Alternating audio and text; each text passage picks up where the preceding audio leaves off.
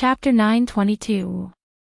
The people were facing the stone tablet, and the people who were tied up and kneeling on the ground were also facing the stone tablet. Thus, no one could see their faces clearly. Only when one person mustered up the courage to walk forward and lowered his head to take a look did he let out a cry of surprise. This looks like Assistant Minister Wei of the Ministry of Works. That can't be. Why is Assistant Minister Wei kneeling here? Isn't that Official Han? Why is he also kneeling here? Official Fang, Official Qi, Lord Wei, heavens, what is going on? Why are they all kneeling here? The people present naturally couldn't recognize all the faces of these people, but there were always some people who, due to their status, often appeared in front of the people, so it wasn't difficult to recognize them.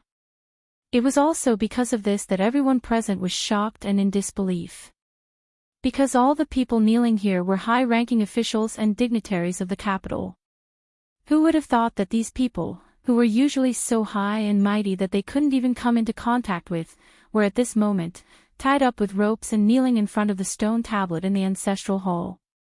Their eyes could clearly move, but their bodies couldn't move, and their mouths couldn't speak. It was broad daylight. Could it be that he had seen a ghost? Finally, someone noticed the abnormality. He pointed at the papers in front of these people and said to the crowd, "Look, what's written on these papers?" Someone picked up a piece of paper and looked at it.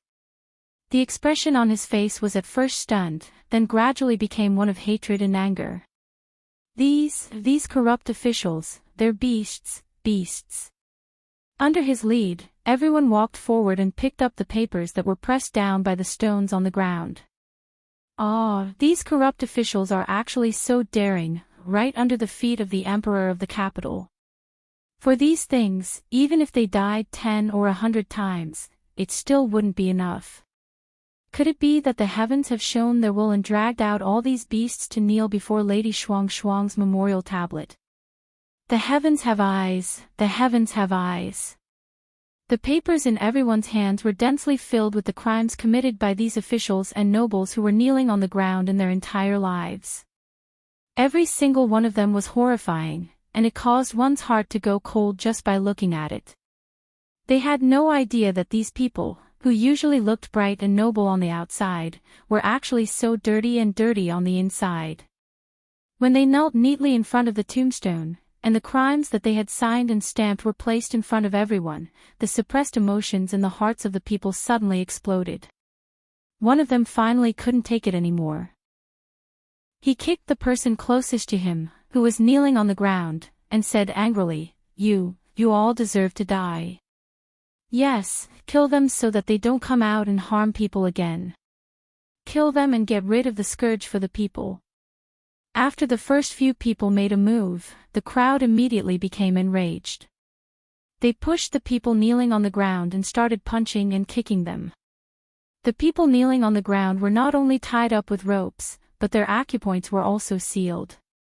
Other than being able to move their eyes, they could not even speak a word, let alone struggle to escape. They could only endure the rage of the crowd.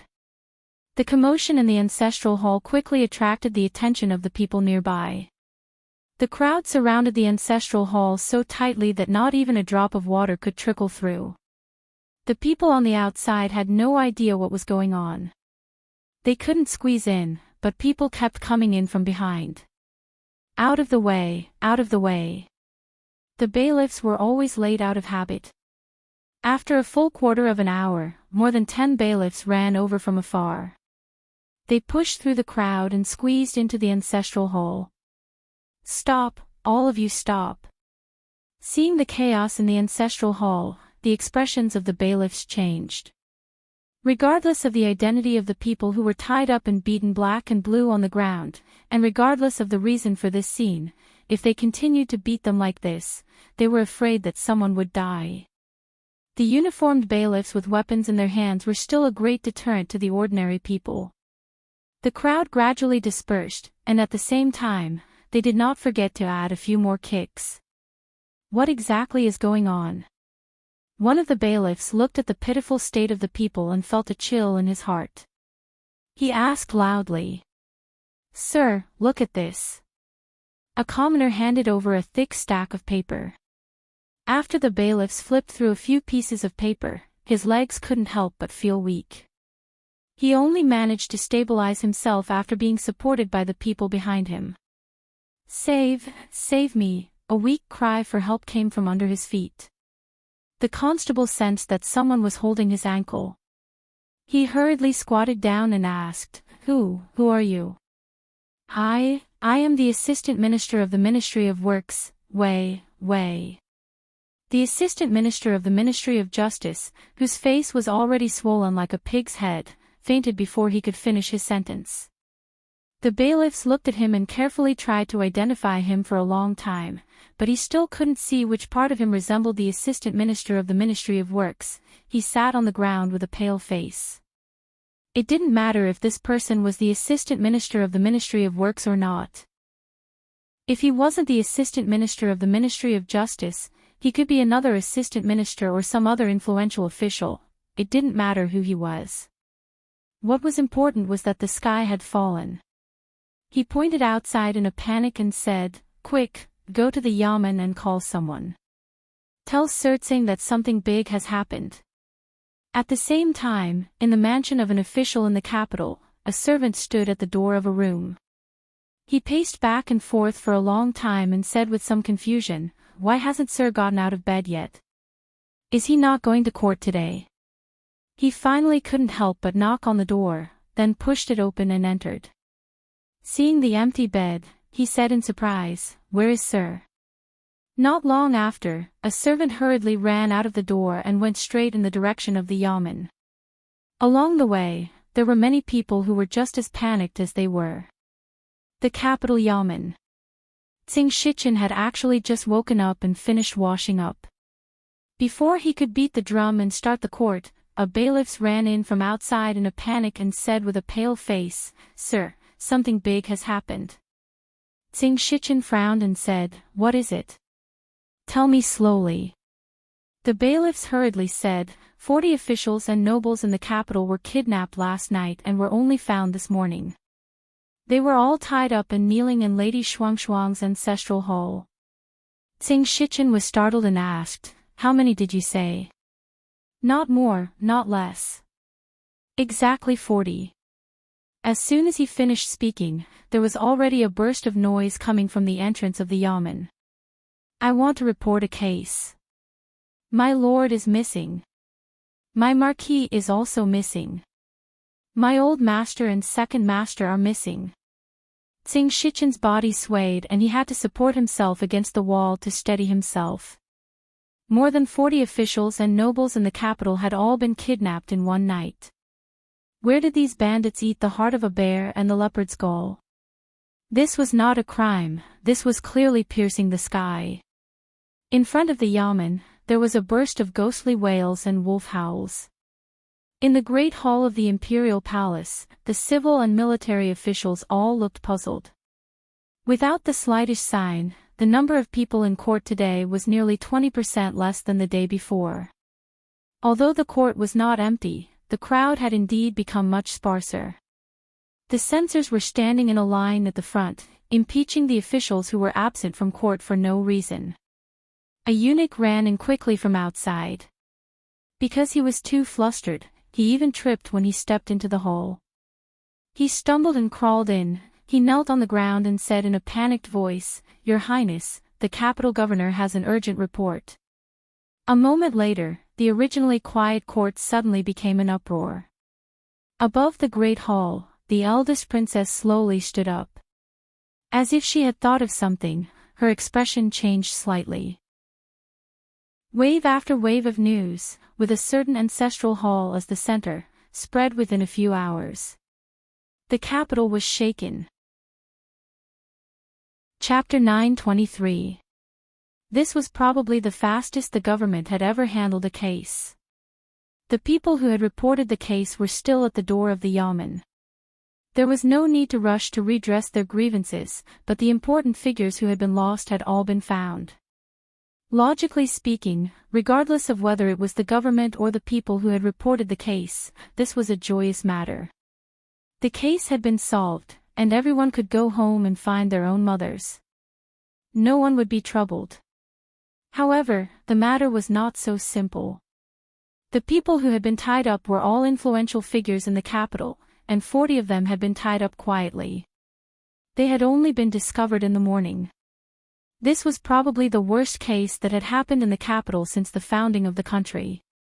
After today, how could the other officials and nobles in the capital sleep peacefully?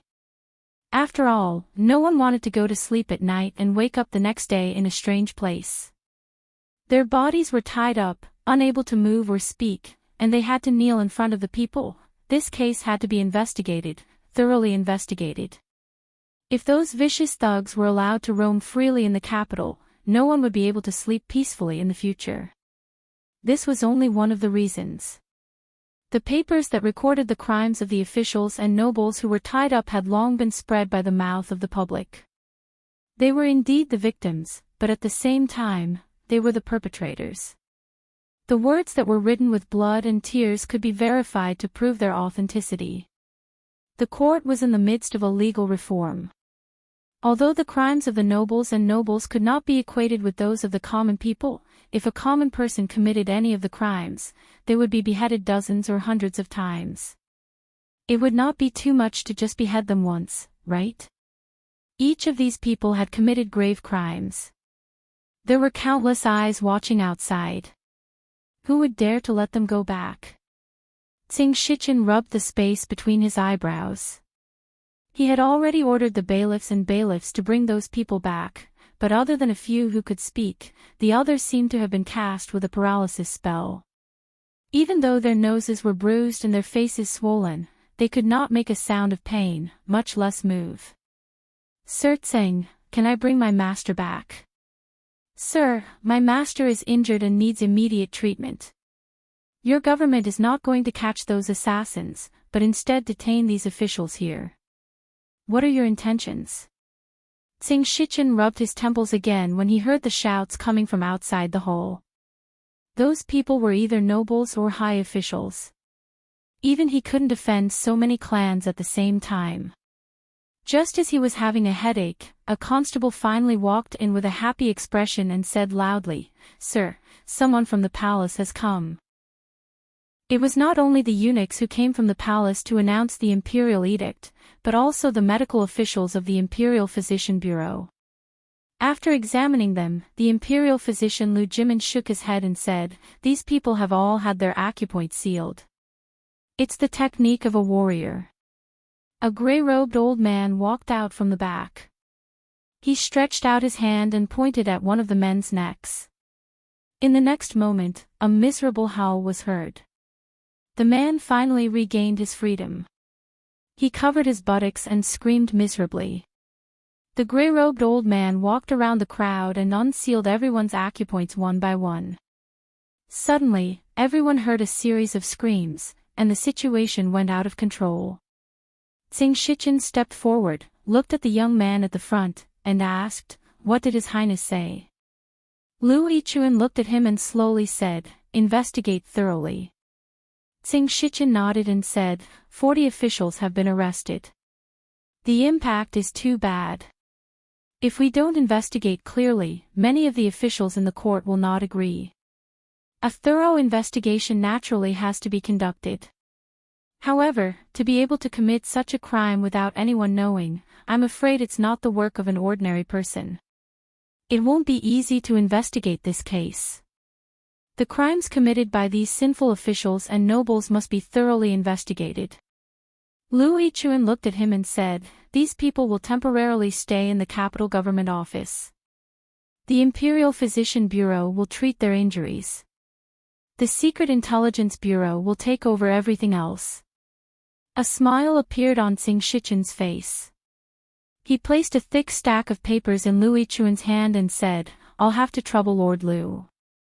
The onlookers had already surrounded the capital government office. If those wicked people who had committed heinous crimes walked out, it was likely that some uncontrollable events would occur. Fortunately, this time, the court did not disappoint them. Not a single one of the 40 people walked out of the government office.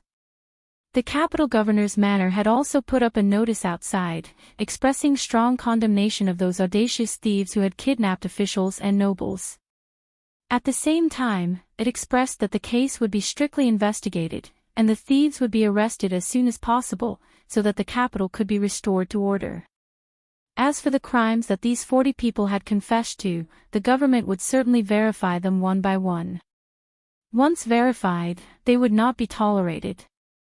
If the people had any clues or evidence, they were welcome to provide them, and they were also welcome to supervise.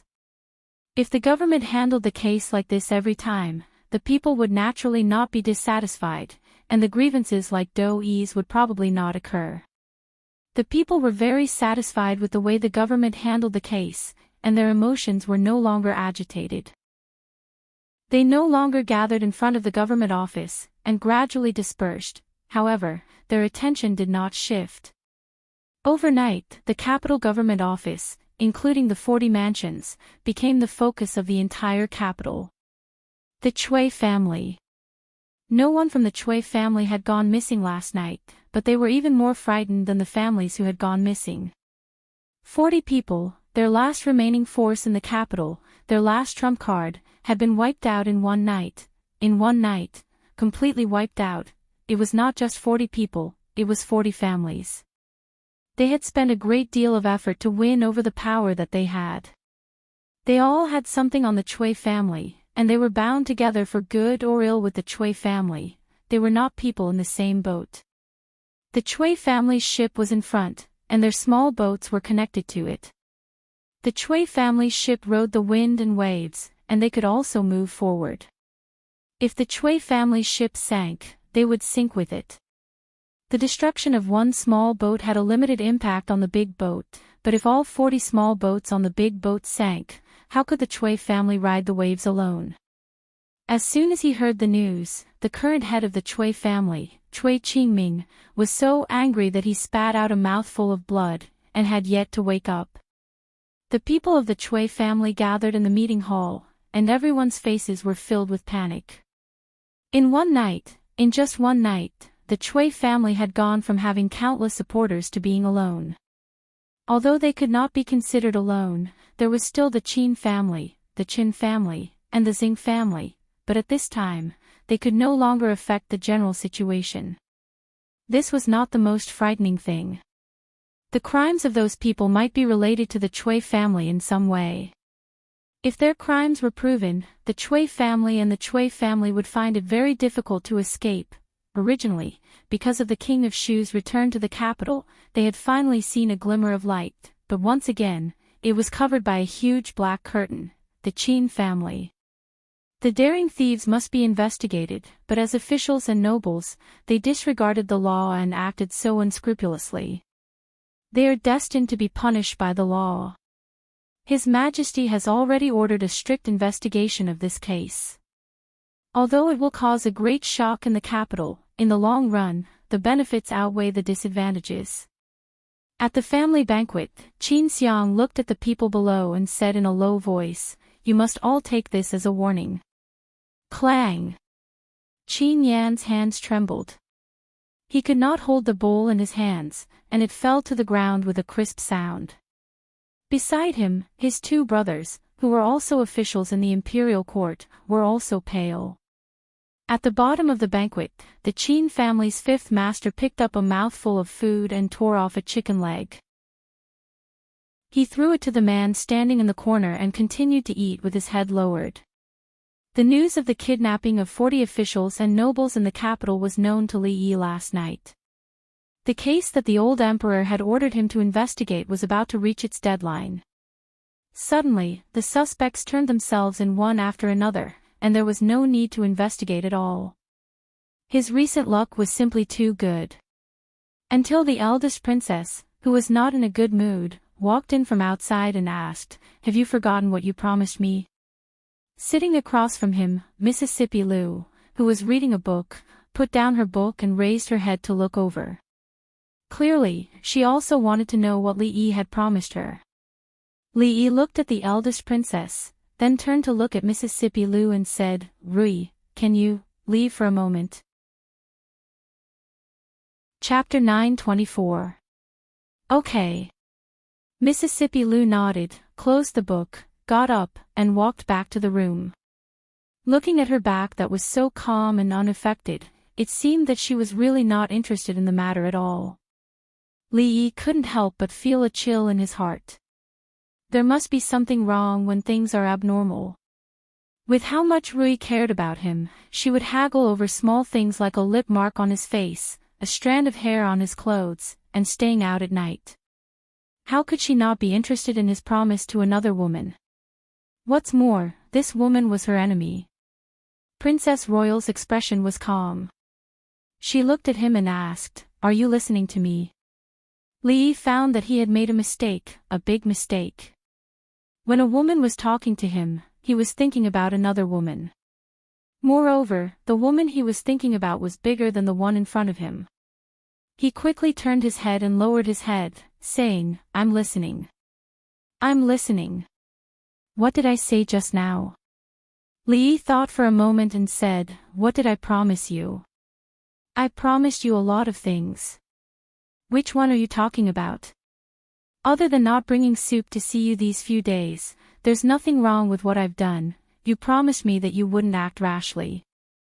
Mingsu looked at him and said with a frown, "Do you know how dangerous this matter is and how big the impact will be? This case is not only shocking the capital, but the whole world. The officials are panicking, and all the civil and military officials in the court are asking for a thorough investigation of this case. What will you do if the truth is found out? You suspect that I did this case?" Li Yi stood up and looked at her in surprise. "I'm a little embarrassed when you say that. I didn't expect that I'm so powerful in your heart. In fact, I'm a little weaker than you think. Although those people are all guilty, there are still the authorities, the court." Mingsu looked at him and said solemnly, "Have you ever thought that if the Secret Intelligence Bureau finds out the truth, you will have to face all the officials and nobles in the capital? If I don't have you, what will I do?" Li Yi sighed. He originally wanted to cultivate her ability to do things on her own, but now, it seemed that she was getting further and further away from this goal. Mississippi Lou walked over, picked up autumn water from the table, and said, "You guys continue." After saying that, he simply turned around and walked back. Li Yi shook his head and asked, "Did His Majesty say anything?" "Father ordered the Secret Intelligence Bureau to investigate this case thoroughly, and all the officials and nobles who are guilty will be." Mingsu looked at him, as if she had thought of something, and said in surprise, "Father knows about this?" "It's precisely because this case has too many implications that we have enough power to drag the Chui family into this and uproot the Chui family and the King of Shu's faction." Li Yi looked at her and asked, "You don't want everyone to know that the King of Shu is not His Majesty's biological son, do you?" She looked at Li Yi and asked, "So, it was Father who instructed you to do this?" Li Yi nodded. "When?" "The day I entered the palace last time. This matter had to be carried out with lightning speed, leaving them no time to react. It was impossible for the imperial court to mobilize a large number of imperial guards to confiscate the property of the Chui family, and the capital would probably be in an uproar. Although this method was suspected of cheating, it was simple, direct, and violent. Moreover, it had the tacit consent of the old emperor, so the risk was minimal. The matter of the King of Shu could not be made known to everyone. This was not allowed by the imperial court. Therefore, there needed to be a reason to catch all these people in one fell swoop and not leave any loose ends. Under the leadership of the Lu League, the atmosphere in the martial arts world had changed greatly. Punishing the strong and helping the weak, and helping the needy were actually working for the imperial court in disguise. This force was very powerful, but it could not be directly used by the imperial court. A long time ago, he and the old emperor had reached an agreement on this force. Mingsu looked at him, and a trace of disappointment appeared on her face. "You and Father have already discussed this. Then, let's leave it at that." After saying this, she turned and walked out. Seeing the change in her expression, Li Yi hurriedly stood up and caught up with her. He said, "I'm sorry, it's my fault." Immerse shook her head and said, "You're not wrong." "I'm wrong." "You're not wrong." "I'm really wrong." Immerse stopped and turned to look at him. She crossed her arms in front of her chest. "Tell me, what did you do wrong?" It was the greatest virtue to know one's mistake and correct it. After admitting his mistake, Lee shook his head and said, "It's my fault to hide such a big thing from you. However, there are some things that you also hid from me." "What things?" Immerse frowned slightly. She didn't even hide the time of her menstrual cycle from him. What else did she not tell him? She was sincere, but in exchange, she hid and suspected the person who was very important to him. It was hard to describe the feeling in words. "What you hid from me is that you actually don't need to drink soup anymore." Lee looked at her and said, "If you weren't wrapped," Her Royal Highness went back and didn't mention the matter of hiding anymore. Mississippi Lou walked out of the room and returned to her original seat to read. Lee glanced at her and reminded her, "You're holding the book upside down." So Mississippi Lou stopped reading. She put the book on the table and began to look at him. Lee explained, "Just now, we talked about some matters of the court." Mississippi Lou asked, "Does the matter of the court also include the question, what will she do without you?" Lee looked at her and said seriously, "I swear to God, the relationship between me and the eldest princess is very pure, just like the relationship between me and you." Mississippi Lou thought for a moment and couldn't help but remember that night when he was drunk and broke into the study in the middle of the night. Her eyes narrowed slightly. Chin's mansion was Chin's mansion after all. Even if they brought people from Chin's mansion to be investigated, the people of the intelligence division still had a polite expression. "My lords, thank you for your trouble." Qin Yan's face was pale and his eyes were lifeless. The two people behind him also had the same expression. Qin Xiang seemed to have aged a lot overnight. When he walked up the stairs, his body swayed slightly. The Qin family's fifth master immediately went up to support him. "There are steps. Be careful, father." The leader of the intelligence division walked up and said respectfully, "Don't worry, Prime Minister. The lords are only going to be investigated. If those people framed us, we will definitely send the lords back in one piece." Even after the people of the intelligence division left, Qin Xiang's gaze was still fixed in that direction. He whispered, "What if it's not framed?" No one answered. The Qin family's fifth master supported him and turned around. He whispered, "Father, it's windy outside. Let's go back." After the Qin family's three influential officials walked out of Qin's mansion, they never came back. Based on the confessions of the 40 people, the intelligence division effortlessly found the Devil's Den 30 miles away from the capital. They also found the dozens of missing women. When they pointed out that the place where they were previously hidden was the Qin family's manor, the career of Qin Xiang's eldest son, Qin Yan, came to an end.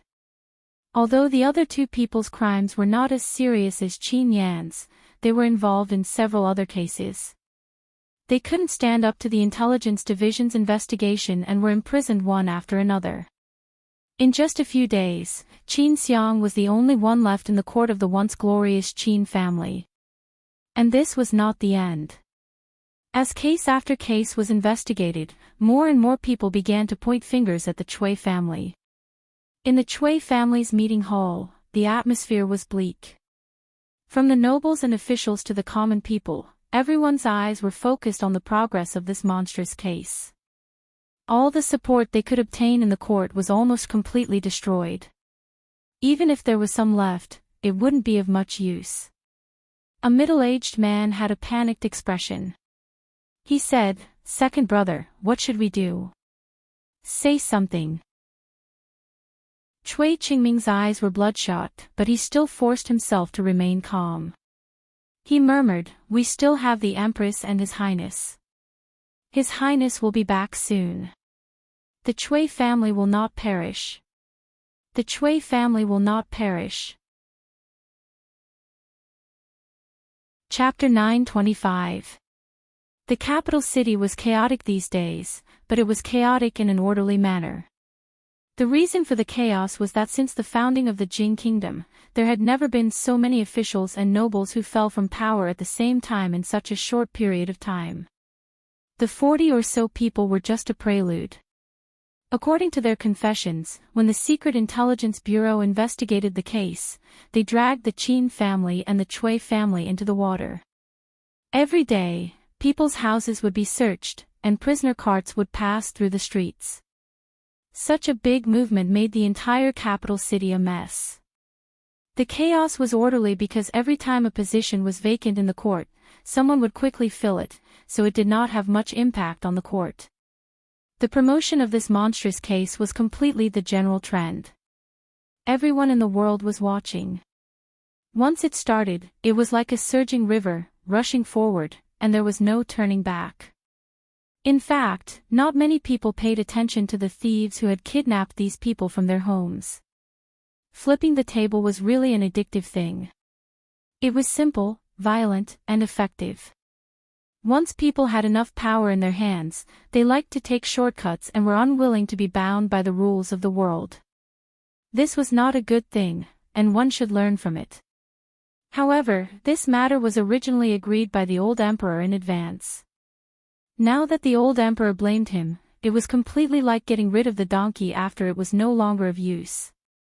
Li Yi looked at Emperor Jing, who was leaning against the bed, and said, "Your Majesty, you said that if normal methods don't work, we can use some extreme methods."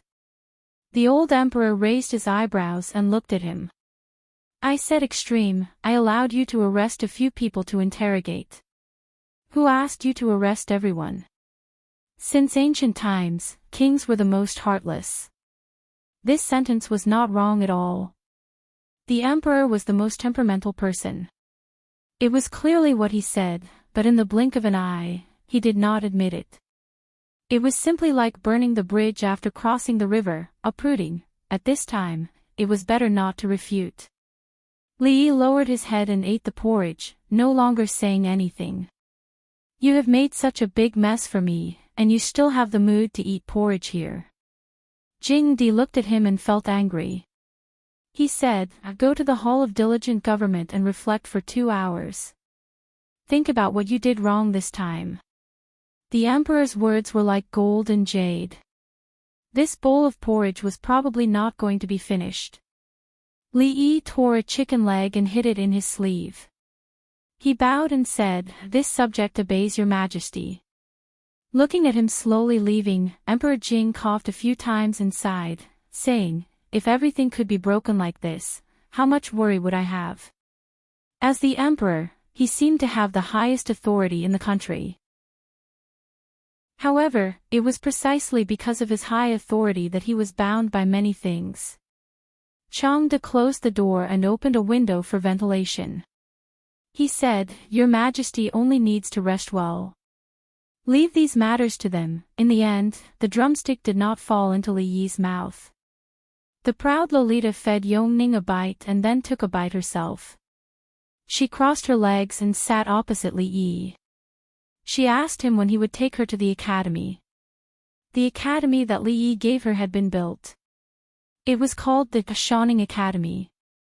The 14-year-old proud Lolita was not only the honorary dean, but she also held the real power of the academy. As for what she wanted to do, Li Yi did not intend to care. However, with her temperament, he was afraid that when the novelty period was over, she would directly throw it to Emingsu. When he said that Emingsu had arrived, he had 2 hours to reflect. He only said that he could not leave the Hall of Diligent Government within these 2 hours. As for sleeping or eating hot pot in the Hall of Diligent Government, the old emperor did not say. The proud Lolita smelled the smell from afar. She got up from the ground and ran over barefoot. She asked excitedly, "Royal sister, what delicious food did you bring?" The royal princess put down the food box and opened it layer by layer. She placed it on the ground in front of Li Yi and handed him a pair of chopsticks. "I don't think I ate much at father's place just now. I asked the catering department to make this." This was the reason why he liked the royal princess. She could be in the imperial court and in the kitchen. Although she was cooking for someone else, her style was ever-changing. Who would not like her to be able to freely change from a domineering empress to a caring wife? Perhaps women were born with a few different faces. Even second Miss Lu, who had always been like an iceberg, was able to control several different styles in recent days. Knowing that her royal sister and her husband had something to discuss, the proud Lolita took Yongning to the side to play. Li Emingsu took out a small wine pot and poured himself a cup. She asked, "Is there really nothing that you are afraid of?" He did not even let himself finish a bowl of porridge. Li Yi was a little hungry. He asked as he picked up some food, "What do you mean? To be able to make so many officials and nobles disappear from their homes in one night?" Li Emingsu looked at him and said slowly, "In so many years, you are the first. They will not think that you are strong. They will only think that you are a threat. What do you think father wants you to think about?"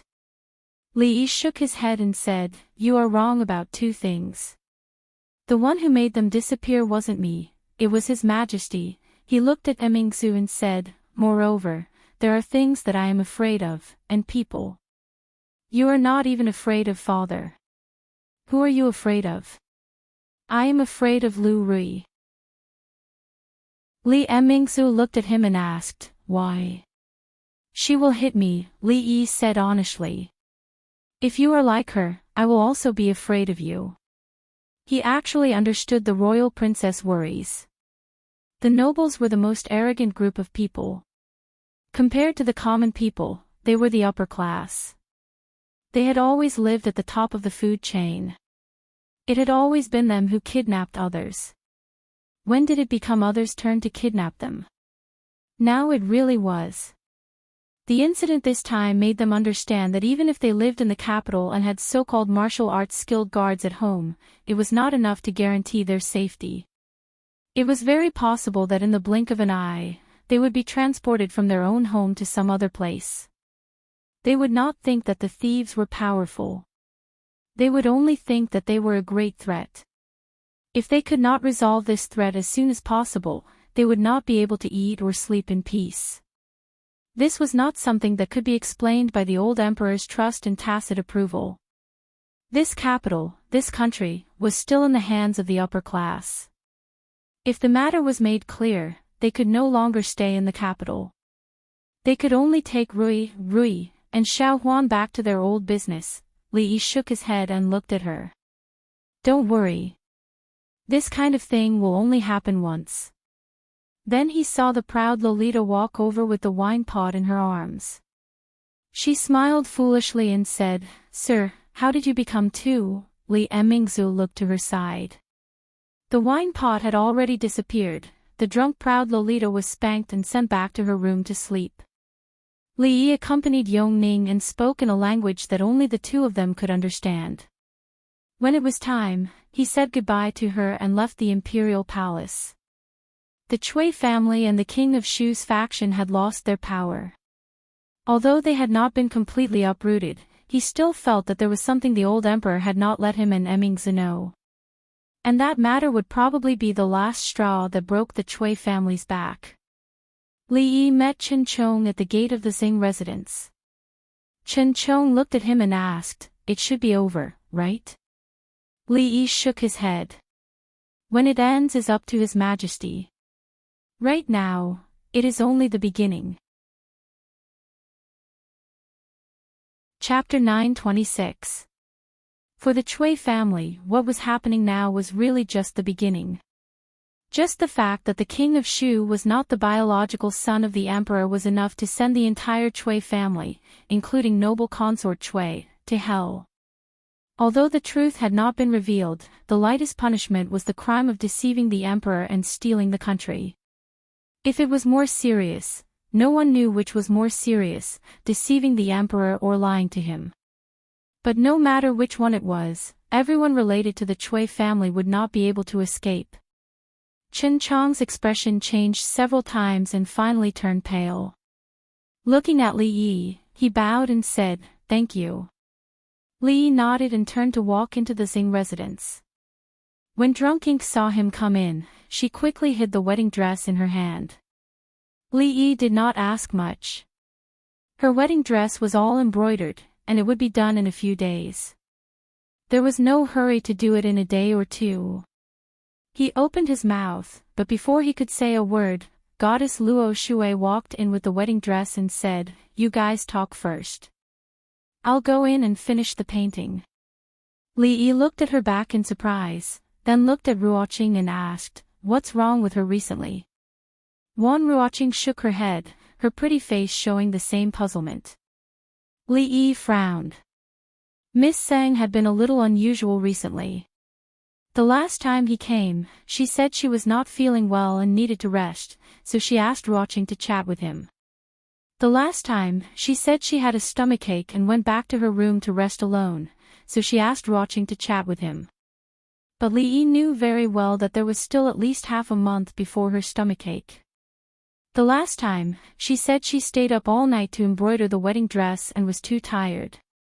She wanted to go back to her room to rest, so it was Ruoqing who talked with him. The last time, there were too many examples to mention. Something must have happened, something he did not know. Could it be premarital anxiety? Thinking about it, it seemed very likely. Many women would suffer from this disease before they got married, because it was due to some kind of psychological factor. Different people showed different symptoms. Perhaps, the symptom she displayed was avoidance. Li Yi waved at Xiao Chui and waited for her to come over before asking, "Has your family's young miss been behaving strangely recently?" "No." After Xiao Chui thought about it, she shook her head and said, "It's the same as before. There's nothing strange." After saying that, he seemed to have thought of something and patted his head, saying, "If there is anything, it would be that Miss has been sleeping in Sister Ruoqing's room these past few days. It has been a long time since she slept alone." Li Yi looked at Wan Ruoqing. She nodded slightly and said, "She said that she's moving away soon and asked me to accompany her. There's nothing strange about that." Li Yi suddenly looked at her and asked, "When she slept with you, did she touch you?" "What touch?" Wan Ruoqing asked doubtfully. Then she was stunned and blushed. Drunk Mo's personality was very active. She liked to play on the bed and was not obedient when she slept. Sometimes, something that made people blush would indeed happen. Seeing the blush on her face, Li Yi couldn't help but imagine some scenes in his mind. Then his face turned a little red, and then a little white. He turned to look at Wan Ruoqing with a complicated expression. Drunk Mo was his, and Ruoqing would be his sooner or later. The situation now was that the two of them slept on the same bed and often did things that made people blush. Who liked who cheated on who, and who let down who? No, he needed to think about this problem. The capital had been very turbulent these days. It was not an exaggeration to say that it was a monstrous wave. Even the powerful Chui clan and Qin clan, although they did not fall apart, were on the verge of collapse. As for the other smaller clans, under such a huge wave, not even their corpses were left. The Qin clan had always been very close to the Chui clan and was only slightly inferior to the Qin clan. It was really a miracle that they were not affected in the slightest by this storm. At this time, in the Qin clan, the atmosphere was not as relaxed as everyone thought. "It's just the beginning, just the beginning." Chen Qin paced in the hall and said with a sullen face, "If this is just the beginning, then to what extent will it be considered to be the end?" Chen Chong sat on the chair. His expression was much calmer than his. He raised his head and looked outside. "Perhaps, we still have to add in the King of Shu, or even that person in the palace, before it will be considered to be the end." Chen Qing turned his head and said in disbelief, "How is this possible?" Chen Chong shook his head and said, "If this is just the beginning, then this time, no matter what, the Qin clan will not be able to escape." He looked at Chen Qing and said, "There has to be one person in the Qin clan who has to stand up. I'm not here anymore. In the future, take good care of third sister. If you encounter any problems that you can't solve, go find him. No. Chen Qing decided to cut him off. Even if someone has to go, it will be me. You stay behind to take care of third sister. This matter is decided. Big brother, you still have hope. Chen Chong looked at him and said, let me bear the Qin clan's past alone. Chen Qing's expression was cold. He shook his head and said, no, this definitely won't do. Big brother, second brother. As the two of them were arguing, a delicate figure walked in from the door. Their expressions changed and they said at the same time, third sister, why are you here? Chen Chong walked over and said hurriedly, I have something to discuss with big brother. You should go back and rest first. The girl with snow-white hair shook her head, but a smile appeared on her face.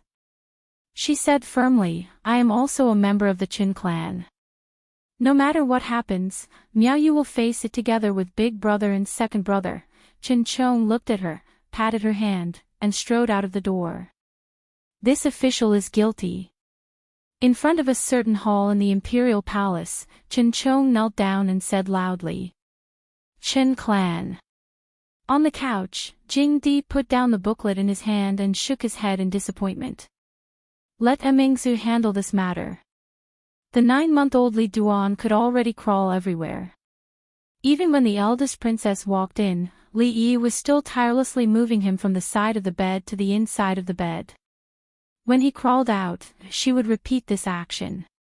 She probably had something to discuss with him at this time. Li Yi carried the little fellow and passed him to Rui. Li Duan, on the other hand, reached out his little hand to Xiao Huan. In this family, the little fellow was like an emperor, but the emperor also had someone he was afraid of, and that person was Lu Rui. Mississippi Lu might be born with a kind of deterrence. Usually, when she looked at Li Duan, he absolutely did not dare to cry or pester her. Xiao Huan, let's go out. Mississippi Lu glanced at Xiao Huan and got up to leave. Xiao Huan held Li Duan and went out obediently. Mingzu handed him a booklet and said, take a look at this. Li Yi opened the booklet and read it carefully. He lowered his head and asked in a low voice, if it is judged normally, what will be the result? The Qin clan has a lot of evidence of crimes. Mingzu looked at him and said, although the House of Duke will still be considered, the death penalty can be avoided, but the punishment cannot be avoided. In the direct line, the men will be exiled, and the women will be reduced to lowly status and put into the musical house. She looked at Li Yi and said, so, I'm here to ask for your opinion. Does this count as abusing power for personal gain? Yes. However, she looked at Li Yi and said, leniency for those who confess, severity for those who resist. Chen Chong turned himself in, and according to the law, he should also be punished according to the circumstances. Li Yi knew that with her character, it would not be easy for her to make such a decision. But he absolutely could not watch Miss Chen fall into such a situation. His heart was slightly warmed. He held her hand and said seriously, thank you for this. Mingzu shook her head. There is no need to say thank you between us. Mississippi Lu came in from outside, walked to the bed, and picked up the autumn water that had fallen here. Then she looked at the two of them, and her eyes stopped on their hands that were held together. She asked, what happened between you? Chapter 927. Li Yi was a little worried. No, he was very worried. Mississippi Lu's memory was getting worse and worse. She used to like autumn waters so much. Her sword never left her body. She liked autumn water even more than she liked him, but now, she actually forgot autumn water again and again. This was not normal, too abnormal. If it was a bad memory. But how old was she? She was in the prime of her life. Li Yi could be sure that before he became senile and forgot things, Mississippi Lu would never reach this step first. Maybe in the future, she and Rui would take turns pushing the wheelchair under the sunset, and he would be the one sitting in the wheelchair. What a beautiful and harmonious scene. The scene in front of him was not very harmonious. Mississippi Lou came back to get autumn water. He held the Princess Royal's hand with a face full of affection. In fact, this time it was really out of instinct, without any impurities. Emingsu was such an upright person that she could not tolerate any dirt in her eyes. It was not easy for her to sacrifice herself for the country and make such concessions for his feelings. Words could not express the gratitude in his heart, so he added a little body movement. Coincidentally, it was seen by Mississippi Lou. She usually guarded against Emingsu like a wolf. If he could not explain it clearly this time, he would not be able to cross this hurdle in his life. So Li reached out and held Mississippi Lou's hand and said calmly, "There is something, Emingsu helped us a lot. I just want to thank her, that's all. Between us, there is nothing." He looked at the two slender white hands on his left and right and said, "It's just holding hands to thank her." Li felt that he was very smart. It was not easy to explain to Mississippi Lou while holding the Princess Royal's hand.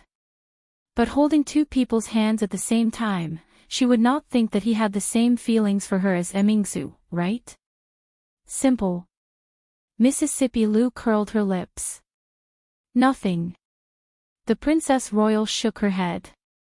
Hearing a scream from inside the house, Xiaohuan hurriedly ran in, grabbed Li Yi's hand and hurriedly said, "Son-in-law, what happened? Don't move." Li Yi watched as Mississippi Lou and the Princess Royal left. His expression twitched slightly. He shook his hands hard, and the pain in his hands lessened a little. Two violent women. It was just a handshake. Was there a need to use so much strength? Both of his hands were numb after the pain.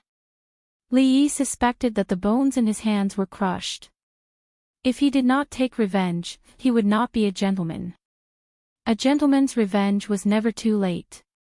10 years later, he would make them beg for mercy. Seeing Li Yi's pained expression, Xiaohuan asked worriedly, young master, what's wrong?" Fang leaned against the door and looked outside. He retracted his gaze and said with a smile, "Don't worry, it's just that extreme joy turns to sorrow." The injury this time was considered a work injury. As the Minister of State, he had a disagreement with the Princess Royal during a discussion of state affairs and was injured by her. Therefore, he could have a long time to recuperate. The case that the old emperor ordered him to investigate had expired, but he did not find anything. Fortunately, the criminals found their conscience and turned themselves in, so he did not have to worry about it anymore. The Chui family had fallen. When the tree falls, the monkeys scatter. In their hearts, they were still hoping for the return of the king of Shu to make a comeback. The Qin family had also fallen. Ever since the Qin brothers were imprisoned, Prime Minister Qin fell ill and did not attend court for a long time. The Qin family was different from the past. Compared to other criminals, their crimes were minor, but they could not be easily pardoned.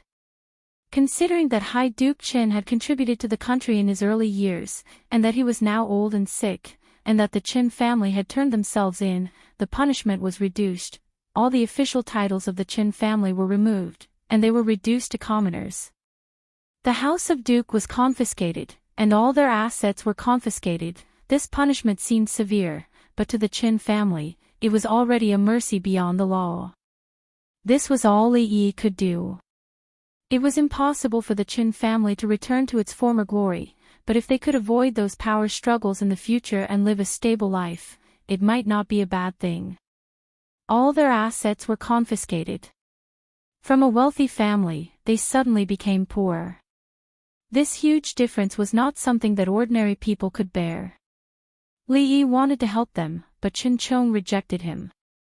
He still hated the Li family, and he was even more unwilling to be pitied by the Li family. This was something that Li Yi could understand. Therefore, he only asked people to pay more attention in the dark. When a family was at its peak, there were many people who would add flowers to the brocade, and when it was down, there were many people who would hit it when it was down. He still saw third Miss Chin often. Sometimes, he would go to the Chin family to see her either alone or with Rui. Sometimes, he would go to Zui Mo's place.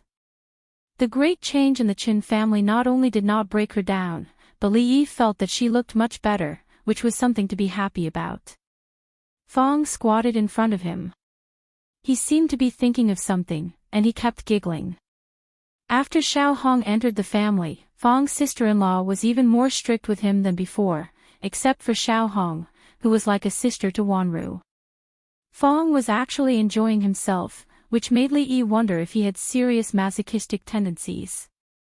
A good man had become a masochist for no reason, after being by his side for so long. If this guy could learn a little of his good qualities, he would not have ended up like this. Fong suddenly seemed to think of something. He stopped giggling, looked up at him, and said, "Young master, that guy Wu Er, it seems like he is not coming back. Let him be." Li Yi waved his hand, not caring at all. To leave or to stay, that was Wu Er's choice, and only he could feel it. He would not interfere too much. Under the persuasion of Xiao Huan and the others, Lu Mei stayed and was like a sister to Xiao Hong. Xiao Hong called her sister Mei, and Lu Mei called Fong Uncle Fong. He did not know if Fong, in front of his niece and sister, felt that he was a beast for a moment or a few moments. Although the storm in the capital was big, no matter how big the storm, there would be a day when it would calm down. Confiscation of property, removal of officials, exile. For the whole of June and July, this was the mainstream in the capital. Until August, the upcoming Mid-Autumn Festival seemed to have calmed down all the waves. The people were extremely satisfied with the recent actions of the imperial court, and began to put more attention on the Mid-Autumn Festival. However, the people did not wait for the 15th of August, but Prince Ning first. Prince Ning, who had left the capital a few months ago, returned again. This time, he did not come back alone. After Prince Ning's carriage, a row of dozens of prison carriages drove into the capital. The people of the capital stood on both sides of the road, looking at the several li-long procession passing through the street, all showing shock in their eyes. The Li family. Rui and the crown princess made an appointment to go to the cold mountain temple to pray for the safety of the little fellow and the girl from Li Xian's family. After Li Duan woke up, he cried non-stop. Li Yi, with a headache, stuffed him into Rui's arms. The crying stopped abruptly, and Xiao Huan looked on enviously. Second Miss was indeed suitable to look after children. Her Royal Highness came in from outside. Rui glanced at Xiao Huan, stood up, and walked outside. Mississippi Lu was becoming more and more considerate. Li Yi felt gratified. As if thinking of something, he suddenly said, "Rui, wait a moment." Mississippi Lu turned her head to look at him. Li Yi picked up the sword she had placed by the bed, walked over, and handed it to her, saying, "You forgot your sword." Chapter 928. It was not a good habit to leave things behind, especially if it was something valuable. It was better to carry it with you. Based on how much Mississippi Lu liked autumn water, if this sword was lost, how sad would she be? Fortunately, she usually left it at home, by his side. If she left it outside, it would be hard to find it again. Now that the morals of the world were deteriorating, people's hearts were not what they used to be. Not everyone could pick up a sword without concealing it, and it would be hard to find it again. So Li Yi needed to help her form a good habit again. Seeing that she was stunned, he grabbed her arm, put autumn water in her hand, and said, "Remember, don't forget next time." After Mississippi Lu and Xiao Huan left, Emingsu walked over and closed the door. Li Yi took a few steps back, and immediately became vigilant. Why did she close the door when they were talking nicely? Every time he saw the action of closing the door, he faintly felt some pain in his butt. He called this Mississippi Lu's sequela. Although Emingsu had been influenced by Mississippi Lu recently and had a tendency to become violent, she probably wouldn't close the door and beat him. After all, except for the last time when he couldn't help but touch her hand, he didn't do anything out of line. And because of the last time, his hand was still a little weak. If it wasn't to beat him, then why did she close the door? Could it be, he couldn't beat her in a fight? If she really wanted to do something, he could only struggle for a while, and in the end, he might still succumb to her despotic power. Just as Li Yi was thinking about what posture to use to resist, Emingsu finally spoke. "Uncle Ning is back." "Ah." Seeing that she sat down at the table and didn't seem to have any intention of using despotic power, Li Yi was a little disappointed and asked, "Prince Ning returned to the capital, when did it happen?" "Just now." Emingsu poured a cup of tea for herself and said, "The Chui clan, more than 260 people, were all escorted to the capital, and the officials in Shuzhou who had been recruited by the king of Shu were also escorted back by Uncle Ning and locked in the Supreme Court's heavenly prison." "What did you say?"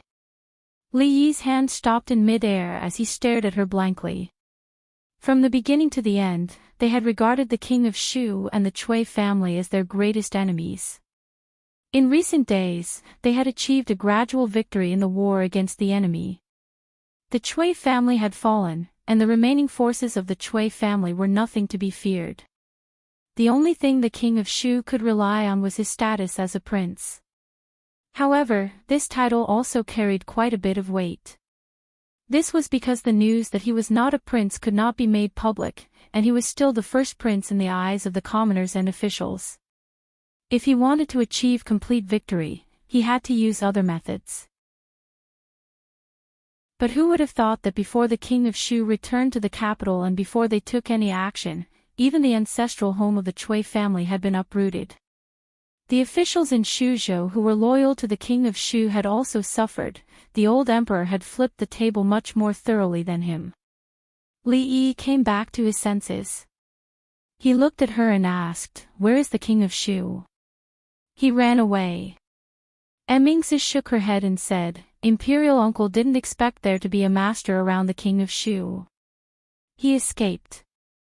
Li Yi still couldn't understand. When Prince Ning left, the news that the king of Shu was not the biological son of the old emperor had not spread. There was no reason for him to attack the Chui family and the king of Shu. As a prince, doing such a thing was equivalent to rebelling. He raised his head and asked again, "Is it because the news that the king of Shu is not the biological son of his majesty has been announced?" Emingsu shook her head again and suddenly asked, "Do you know that my mother had 2 other princes before me?" Li nodded and said, "Didn't those 2 princes die young?"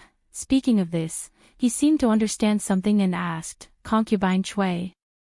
20 years ago, the Chui family was extremely powerful.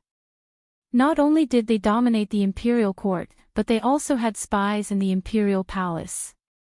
At that time, concubine Chui gave birth to a prince, and my mother successively lost 2 princes. After giving birth to me, she couldn't have any more children. Naturally, the king of Shu was the prince most likely to inherit the throne. It was not difficult for Li Yi to imagine why the Chui family and concubine Chui would do such a thing. The empress had no princes, so the first in line to inherit the throne would naturally be the son of concubine Chui, who was second only to the empress. The struggle for favor in the imperial court was no less cruel and bloody than the struggle in the imperial court. In order to fight for the throne, 2 princes were killed. Concubine Chui was definitely not the only one who would do such a thing. Over the years, my father has vigorously supported the poor and gradually reversed the situation in the imperial court. Besides purging the imperial court, he has also been investigating the case of that year. It wasn't until a few days ago that Louis found sufficient evidence. After Li Mingzhu finished speaking, all the guesses and suspicions in Li Yi's heart, as well as all the unclear lines, finally became clear. No wonder the old emperor never liked the king of Shu and the Chui family. No wonder Lu Yi was always mysterious. There was a hidden meaning in his words, but he didn't dare to say it out. No wonder the king of Shu, as the eldest son of the emperor, had never been conferred as the Eastern Palace. No wonder he and Emingsu felt that the old emperor and Prince Ning were hiding something from them. No wonder before they knew that the king of Shu was not the biological son of the old emperor, they felt that he was not the biological son of the old emperor. Even without the matter of the king of Shu, the Chui family wouldn't have the last laugh, because there would always be such a knife waiting for them on the road ahead. The difference was whether the saber was struck early or late, and whether it would hurt the saber itself when the saber was struck. Li Yi finally understood why the old emperor had been so supportive of his work of attacking the Chui family and the king of Shu. Because over the years, under the efforts of him and Emingsu, the power of the Chui family had gradually weakened. Until a few days ago, the Chui family had almost become a commander without an army. It was as easy and effortless as cutting tofu. He thought for a while and asked again, what about the matter of the king of Shu? For them, concubine Chui could only give birth to a prince. Just in case, the Chui family bribed the midwife and palace maids in advance and sent a newborn baby boy into the palace. Emingsu shook her head and said, concubine Chui did give birth to a prince, but the prince died as soon as he was born. The king of Shu was the baby boy that the Chui family secretly sent into the palace. She picked up the teacup and said, after the king of Shu escaped and all the people of the Chui family were escorted to the capital, Chui Qingze knew that there was no hope, so he confessed everything. The imperial palace was heavily guarded. It was as difficult as ascending to heaven to send a baby boy into the palace quietly and exchange it with the prince born by the concubine. The Chui family could even do this, so it was absolutely not an injustice for them to end up like this. He raised his head and asked, these things can't be easily done by the Chui family alone, can they? After today, how many people will be dealt with in the capital? Emingsu put down the teacup and said, those who should be dealt with have been dealt with. Li Yi was puzzled for a moment, but he understood immediately. By now, almost all the forces related to the Chui family had been wiped out. There was probably no fish that could escape the net. He had thought of many possibilities before, but he didn't expect the truth to be so complicated. This time, the Chui family had completely fallen, and their forces in the court had been completely purged. The king of Shu also couldn't wait for him to return to the capital. He looked at Emingsu and saw the confusion in her eyes.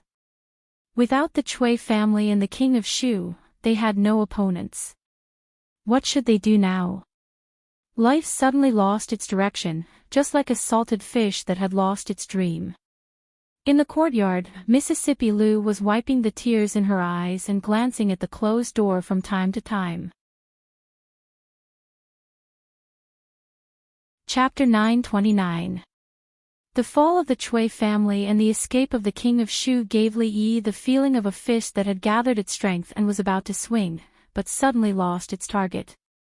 If they had known that the old emperor had planned to flip the table, they would not have made the unnecessary move of knocking on the doors of the nobles. Assassinating the legitimate son of the royal family and pretending to be the eldest son of the emperor, unlike the crime of the Green Ruler, if these two crimes were made public, although they would still cause a great commotion, the old emperor would not lose too much face. He was an emperor, and he was also a man. For a man, what could be more humiliating than wearing a green hat on his head? But thinking about it carefully, it could not be said that they had made unnecessary moves. If not for this incident, the capital would have been in even greater turmoil. Only by smoothing out the source of the turmoil in advance could the people and the court be stabilized. The fall of the Chui family was a good thing, but it also brought a new problem. The throne had to be inherited. It was said that women's thoughts were difficult to guess, but Li Yi felt that men's thoughts were even more difficult to guess. Who did the old emperor want to pass the throne to? Why did he hide it so well? Emingsu thought for a long time before looking at him and saying, let nature take its course in the future. Li Yi knew the hesitation and struggle in her heart.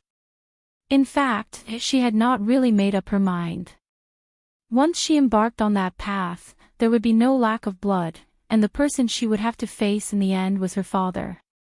Li nodded and did not say anything more. If she could not overcome the obstacle in her heart, no matter how hard others tried, it would be of no use. Fortunately, things were different now. After the fall of the Chui family and the loss of hope for the king of Shu, their situation was much better than before. After seeing off the eldest princess, he paced in the courtyard to relieve the depression in his heart. He had been full of energy and had made preparations for everything, but the Chui family had suffered a setback. It was difficult to release the energy in his heart, and it was very uncomfortable. Seeing him pacing back and forth in the courtyard with a gloomy face, Xiaohuan came over and asked with concern, "Son-in-law, what's wrong?" Li Yi sat down by the stone table and shook his head, saying, "There's always a feeling of having energy but nowhere to use it. You have the strength but nowhere to use it." On the opposite side, Mississippi Lu had finished wiping her eyes and sheathed her sword. She looked up at him and asked, "Can I help you?" Li Yi looked at the expression on her face and replied without any hesitation, "No need." Mississippi Lu stood up and waved her hand. "We're family. You're welcome." Li Yi said with an extremely solemn expression, "There's really no need. I have the strength but nowhere to use it. It's so uncomfortable to hold it in. I'll just vent it out. I don't have anything to do now anyway, I really don't need to trouble you." It was very strange. Maybe because of her reminder, Li Xian came over. When Mississippi Lu went out, she didn't forget to bring autumn water with her. "Have you heard? The entire Chui family has been escorted to the capital." Looking at his excited and shocked expression, Li Yi nodded and said, "I heard. Mingzu just told me." "Why? You don't even know what your father has done." Li Xian shook his head and sat down to drink a cup of tea. He said, "Father didn't tell me when he left." "How would I know?" After saying this, a curious expression appeared on his face. He asked, "What should we do next?" Li Yi was puzzled. "What should we do? The Chui family has fallen and the king of Shu has fled to escape punishment. This is our best chance." Li Xian looked at him and frowned. "Take advantage of this opportunity to rope in the court officials and befriend the family of generals. Let Mingzu move forward." He looked at Li Yi and asked with some dissatisfaction, "How can you be a military advisor if you don't seize this kind of opportunity?" Li Yi had discovered a long time ago that Li Xian was absolutely warm-hearted. If Mingzu was the calm emperor, then he must be the anxious eunuch by the emperor's side. It was a pity that when it came to being an emperor, those who should be anxious were not anxious. It was useless for those who should not be anxious to be anxious. Li Yi shook his head and said, "Why don't you talk to Mingzu? Mingzu only listens to you." Li Xian took another sip of tea and looked at him. He asked, "Sit down and talk. Are you tired of standing?" Li Yi rubbed his butt and said, "It's okay. I like to stand." These days, the capital was in a constant state of turmoil. Drama after drama was played out. Families fell one after another and rose up, including the Chui family, the Qin family, and the Qin family. They were either destroyed or declined. The degree of excitement was so great that even the new show in the brothel couldn't compare to it. Compared to these shocking things, the fact that the Qin family's young Duke Qin had absconded out of fear of punishment for kidnapping a woman and had yet to be arrested and brought to justice was not so important. These days, the Qin family was much more deserted. It was not only because autumn had arrived and the leaves had withered and fallen, but also because the world had become desolate. The most important reason was because 4 of the 5 Qin brothers had been imprisoned in recent days and their families had been separated. Now that Prime Minister Qin had fallen ill, the Qin family had dismissed some of the servant girls and servants. The entire estate was even less lively. Fifth Lord. "Hello, Fifth Lord." "Greetings, Fifth Lord." 2 figures walked out from the depths of the small path. Along the way, the Qin family servants who met them hurriedly bowed. Wu swept a withered leaf off the shoulder of a middle-aged man in front of him and asked, "Fifth Lord, are we still going to the brothel to watch the show today?" "Yes." The Qin family's fifth lord nodded and said, "But it's not the brothel. Let's go somewhere else today." Outside the capital, by a desolate river. The river was overgrown with weeds and few people were there. The reeds were as tall as a person. A broken wooden boat was anchored there. No one knew how long it had been there. In the canopy of the wooden boat, a person lay limp there like a puddle of mud. His hair was unkempt and his face was dirty. His clothes were ragged, and his limbs were bent at a strange angle. If it weren't for the hair that covered his face still moving rhythmically, no one would think he was a living person. However, he really was a living person. He bit a piece of porcelain in his mouth. He bent down and laboriously cut the rope in his hand. The sound of footsteps came from outside. He put the porcelain piece into his mouth and stared ahead with lifeless eyes. A beam of light appeared in the canopy because someone had lifted the heavy curtain and walked in from outside. He ignored the stench in the canopy, walked to Qin Yu's side, and crouched down. The Qin family has fallen to such a state. He looked at Qin Yu and said in a small voice, "This is what you've always wanted, right?" A glimmer of emotion finally appeared in Qin Yu's turbid eyes. "Your mother's death, back then, I was powerless." The Qin family's fifth lord looked at him and said, "I am only Qin Wu. Before me, there was still Qin Yi, Qin Er, Qin San, and Qin Si. It's not up to me to decide these things, although you are very pitiful." He looked into his eyes and said, "But this is not a reason for you to do other things." After whispering a few words, he stood up and looked at Qin Yu. He asked, "These days have been very hard, haven't they?" "I won't in the future." He shook his head.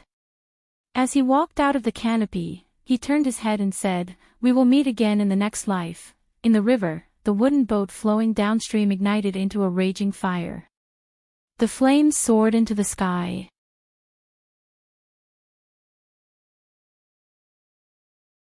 Chapter 930. A few figures stood by the river, watching the fire that soared into the sky gradually disappear downstream. A burly man suddenly said, "Fifth Master, should we send someone to follow him and have a look? If he can survive, it can be considered his good fortune." The middle-aged man shook his head and said, "What's more, he is a member of the Qin family after all. It's not a big deal for him to die in the hands of a member of the Qin family. How can you say it's good fortune?" The burly man scratched his head and said, "If we let him escape, what if he comes back in a few years or decades to take revenge? That's how it is in the opera. After suffering all kinds of humiliation, he will endure the humiliation and finally put on a show of revenge. Opera is just opera. Endure the humiliation and revenge. How can it be as simple as you make it out to be?" The burly man scratched his head and said, "Why do I feel that this kind of trick has appeared in more than just opera?" The middle-aged man thought about it and said, "Let's send someone to have a look." The Supreme Court's prison. There were many prisons in the capital city. Ordinary criminals could be locked up in the prisons of the county government and the prefectural government. Only when there were major cases or extremely vicious criminals, would the Ministry of Justice take action. If the case involved officials and nobles in the capital city, it would usually be handed over to the Supreme Court. The people involved in the case of the Chui family and the King of Shu were locked up in the Supreme Court's prison. In front of the Supreme Court, the Chancellor who had just received the news hurriedly came out and bowed. "Your Highness, Your Highness, Your Highness, and Lord Li, at ease." "Thank you, Princess." Li Yi and the other two did not come to the Chui family to laugh at them.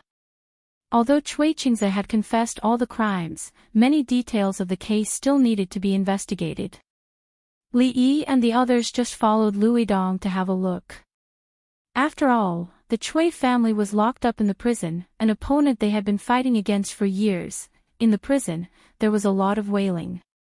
When they passed through the prison, the sound was even more ear-piercing. as if it was going to pierce through their eardrums. It was only when they entered the innermost cell that the voices gradually became softer. Cui Qingming, who had just taken over the Cui family, was no longer as high-spirited as before. He was wearing a white prison uniform, his hair was disheveled, and his face was dirty. He was chained to the cell.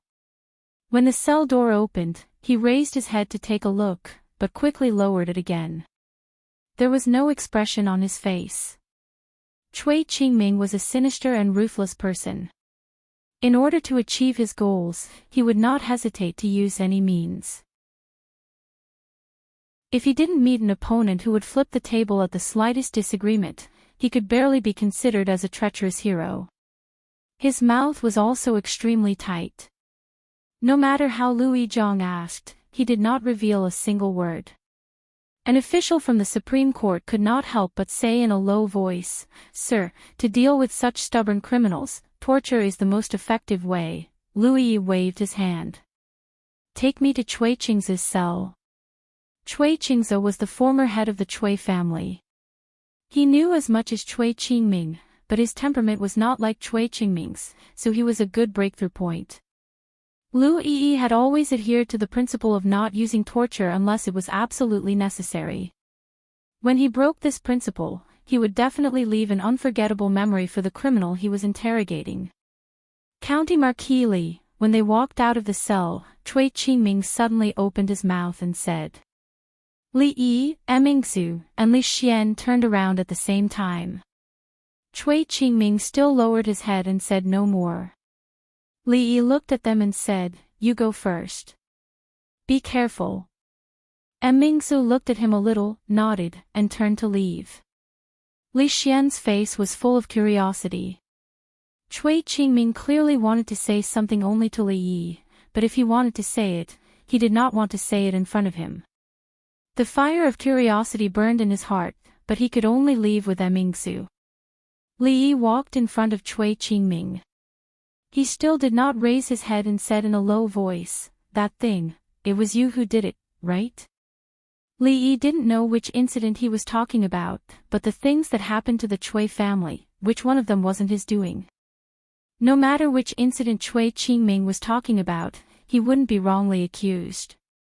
Cui Qingming raised his head slightly. "More than 40 dignitaries were kidnapped by you. Forcing the king of Shu to leave the capital was also your doing. The downfall of the Yu family and the Chu family was driven by you behind the scenes. It was you who turned Liuli into glass and almost shook the foundation of the Cui family. I never thought that even Xing Shichen. I'm afraid that you have something on him." Li Yi shook his head. "You really misunderstood this. Lord Xing did it voluntarily. That's called abandoning darkness for light. Abandoning darkness for light. These words can only deceive a 3-year-old child." Cui Qingming smiled disdainfully. "What is light and what is darkness? Winner is king and loser is thief. The winner is light and the loser is dark." Li Yi looked down at him. "You called me here just to say this." A smile suddenly appeared on Cui Qingming's face. "Do you really think that you have one?" Li Yi did not speak because he knew that Cui Qingming had not finished speaking. "I admit that you are very powerful. If His Highness the King of Shu had not provoked you, the Cui family and himself would not have fallen into this situation today." Cui Qingming shook his head and said, "You have indeed done it. Step by step, you have pushed the King of Shu further and further away from that position. You have pulled out the tendons of the Cui family one by one.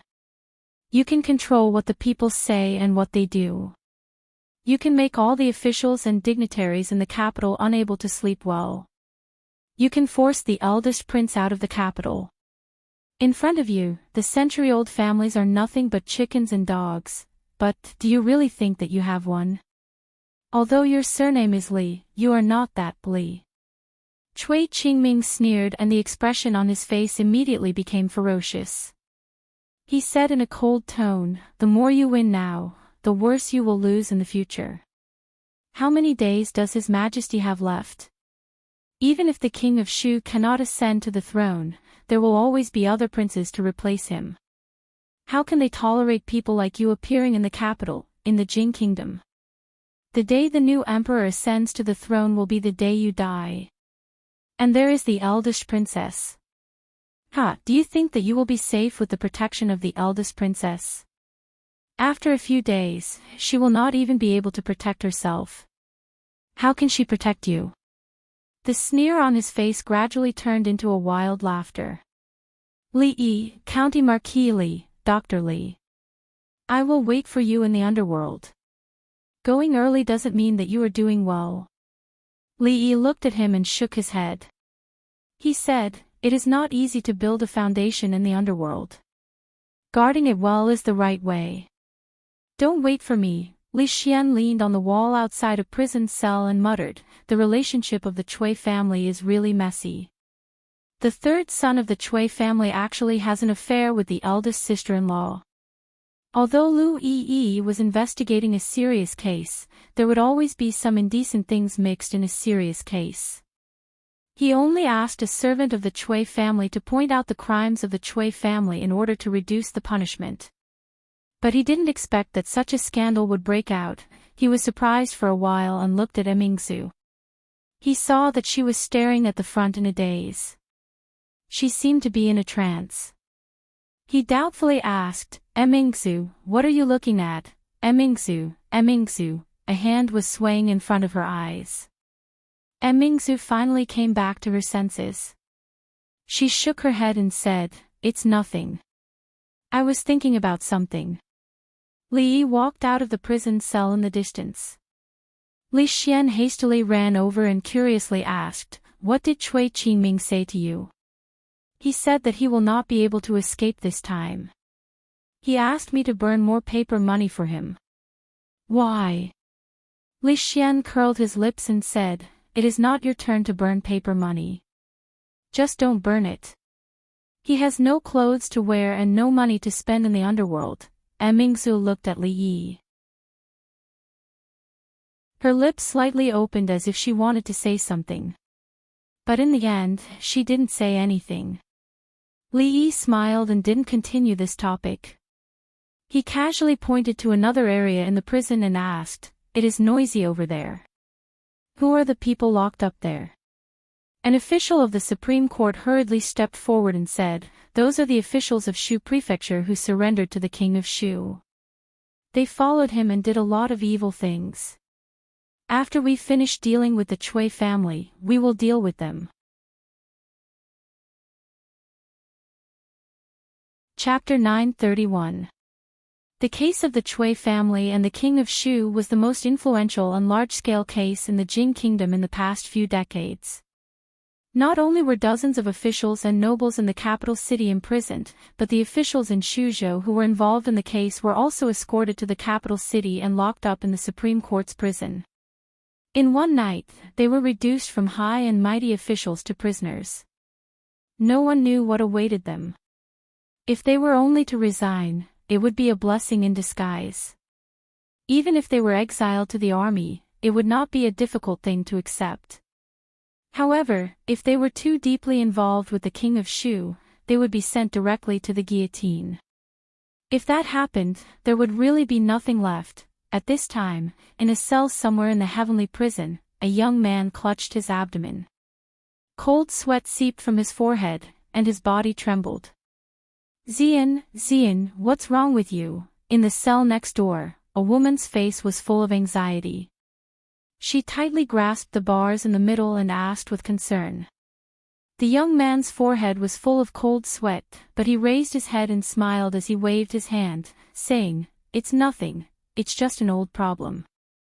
The woman looked at the young man who was sweating profusely, turned her head, and with a thud, she knelt down and said in a hoarse voice, Sir, Xian's stomach is not good. Please don't give him moldy food anymore. The officer looked back and said expressionlessly, it's already come to this, why are you still being picky? The woman weakly collapsed to the ground. In another cell, someone disdainfully mocked, this is the Supreme Court's heavenly prison. If you want to eat well, I'm afraid you'll only get that last meal. In the Jing kingdom, no matter where the prison was, there was an unwritten rule. Before the execution, prisoners could enjoy a sumptuous meal, known as the last meal. This was in the hope that the prisoner could eat his fill and be reincarnated into a good family in the next life. The moment the prisoner ate the last meal, it meant that the prisoner was not far from the execution. As soon as that person's mocking voice fell, the sound of iron chains being lowered suddenly came from the door of a cell. A few prison guards opened the cell door and moved a set of tables and chairs in. Then, someone brought in wine and delicacies. The smell of the wine and dishes could be smelled from far away. 8 dishes and 1 soup, the prisoner who had spoken just now counted and fell to the ground weakly. This aroma was not something that the moldy and rancid food they usually ate could compare to. Under what circumstances would the prison give the prisoners such preferential treatment? The last meal, this was the last meal. The last meal for the Jiang County lieutenant had arrived. Could it be far from theirs? The woman grabbed the railing with both hands and said in a panic, Zian, Lord Jiang, please. 2 jailers helped the young man up and sat him down at the table. Jiang Zian stared blankly at the sumptuous meal in front of him, but he had no appetite at all.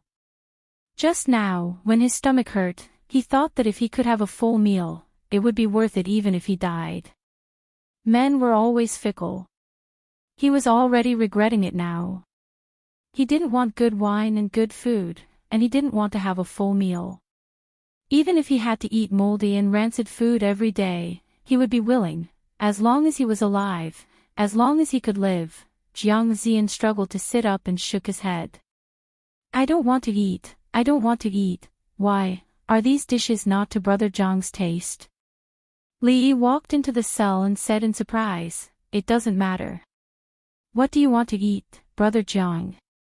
Just tell me, and I will ask someone to make it again. This voice was very familiar, so familiar that it was engraved in his bones. Jiang Zian turned his head and saw a figure walking into the cell. His whole body froze in place, as if he had been struck by lightning. Brotherly, Li Yi walked into the cell and personally helped him to the table. He said with a smile, Brother Jiang, long time no see. Li Xian and Emingzu walked over side by side. When they saw this scene, they couldn't help but feel surprised. He had prepared such a sumptuous meal just for the person in front of them. They didn't have much impression of this person at all. Li Xian walked over and asked in confusion, you know each other? Li Yi nodded. Very familiar. Brother Jiang and I. Li Yi patted Jiang Zian's shoulder and said, our friends who have gone through life and death together, gone through life and death together. Li Xian murmured. When he looked at the young man, he immediately frowned. Li Yi pointed to the 2 people and introduced them to him, this is the eldest princess, and this is Crown Prince Li Xian. The eldest princess was in power, and Crown Prince Li Xian was in charge of the Academy of Sciences. How could Jiang Zian not have heard of these 2 people? He hurriedly got up and saluted, greetings, eldest princess, greetings, your highness. Li Yi looked at the woman in the next cell and asked, this is? Jiang Zian lowered his head and said, this is my wife. Li Yi was surprised and said, Brother Zian got married. When? Jiang Zian said, just last year. Li Yi looked back at a jailer, and the jailer immediately understood. He hurriedly ran over, opened the cell door, and invited the woman over. Zian, these people. The woman still didn't know what had happened.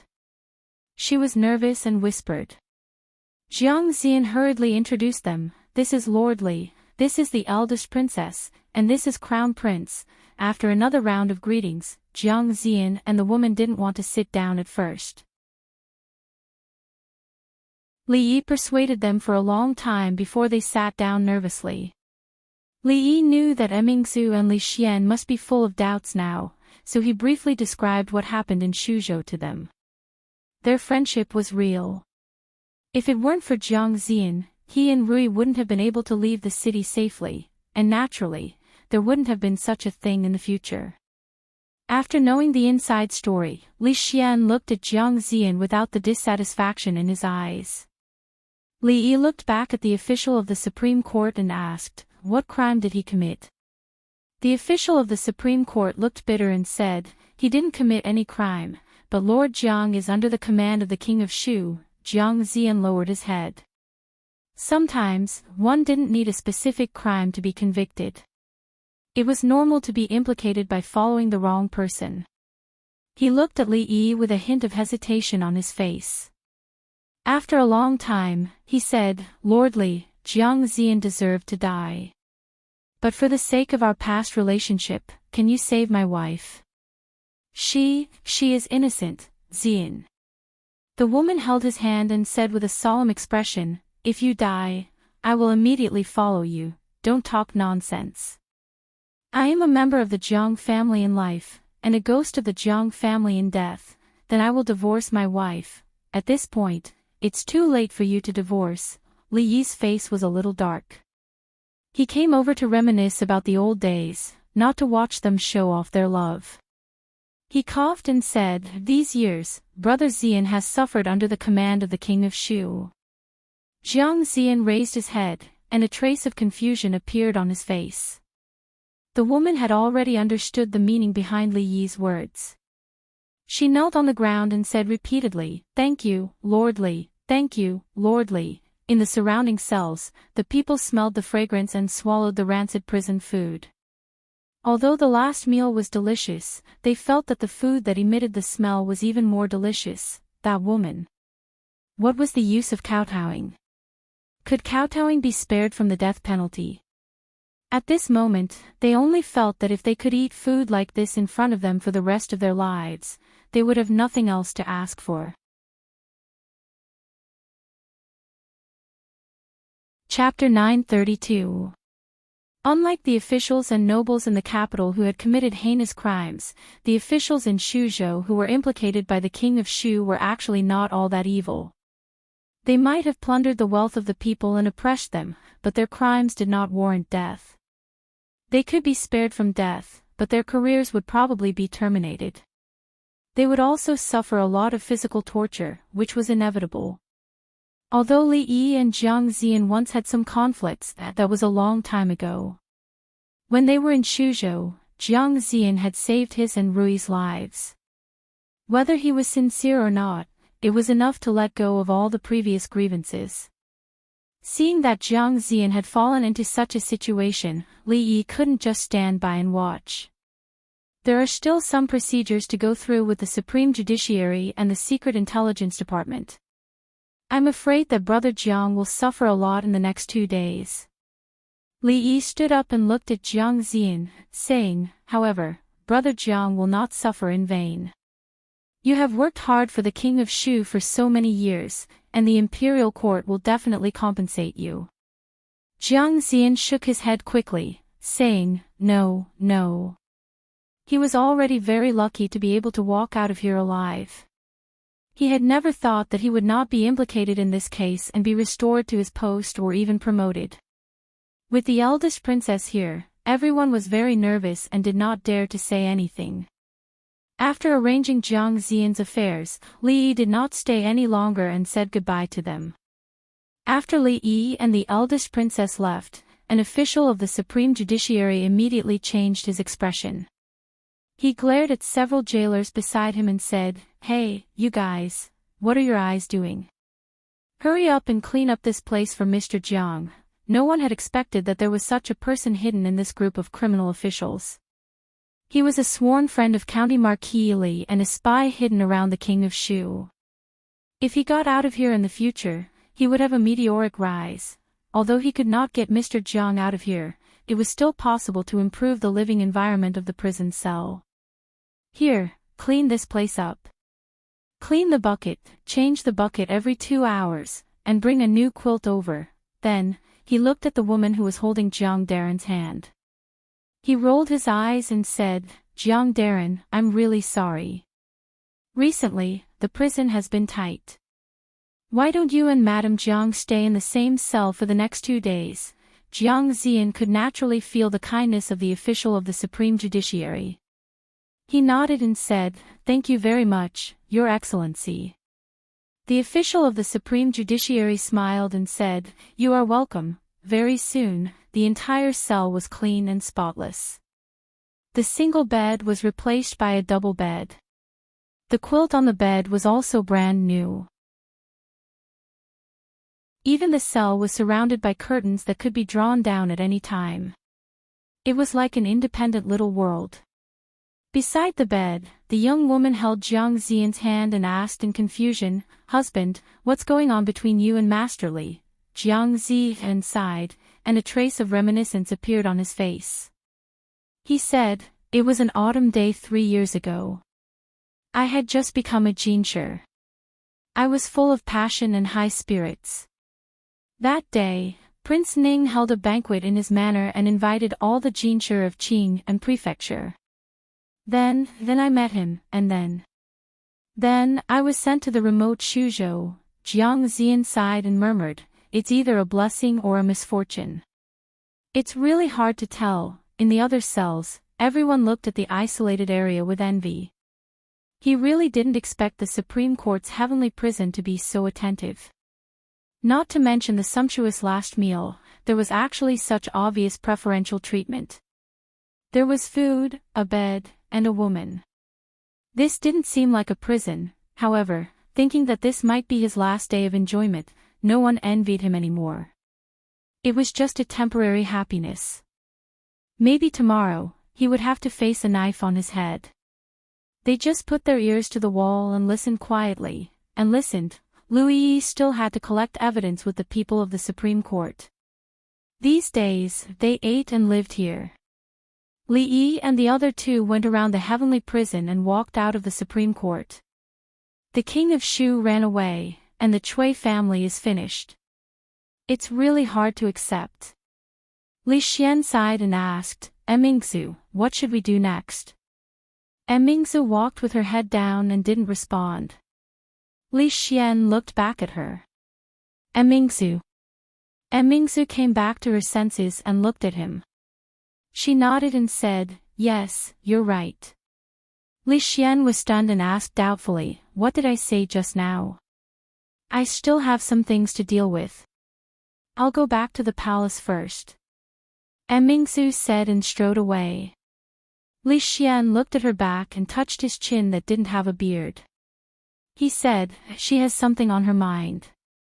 Li Yi counted on his fingers and said, "Women have a few days every month. She'll be fine in a few days." Li Xian didn't continue this topic. He suddenly asked, "Has your butt healed?" Li Yi looked back at him and said with a frown, "My butt has always been fine. I saw it when I went to your house the other day." He shook his head and looked at Li Yi. He said pitifully, "I think, compared to you taking her down, it'll be easier for her to take you down." Yunshi village was a village dozens of miles away from the capital. It relied on the mountains and the rivers. Yunshi village had its back to the mountains and water. The villagers mainly made a living by fishing and farming. Occasionally, they would go into the mountains to hunt and walk dozens of miles to the market in the capital to exchange for money. The rich people in the capital were very fond of the wild animals in the mountains. The village was remote and not close to the official road. For hundreds of years, the villagers of Yunshi village worked at sunrise and rested at sunset. Other than the daily buying and selling activities, they rarely interacted with the outside world. Of course, there were times when outsiders would pass by the village to rest and ask for a cup of water. The villagers usually didn't refuse. At this moment, under a large locust tree at the entrance of the village, a man wiped his mouth and praised, "There are mountains and water.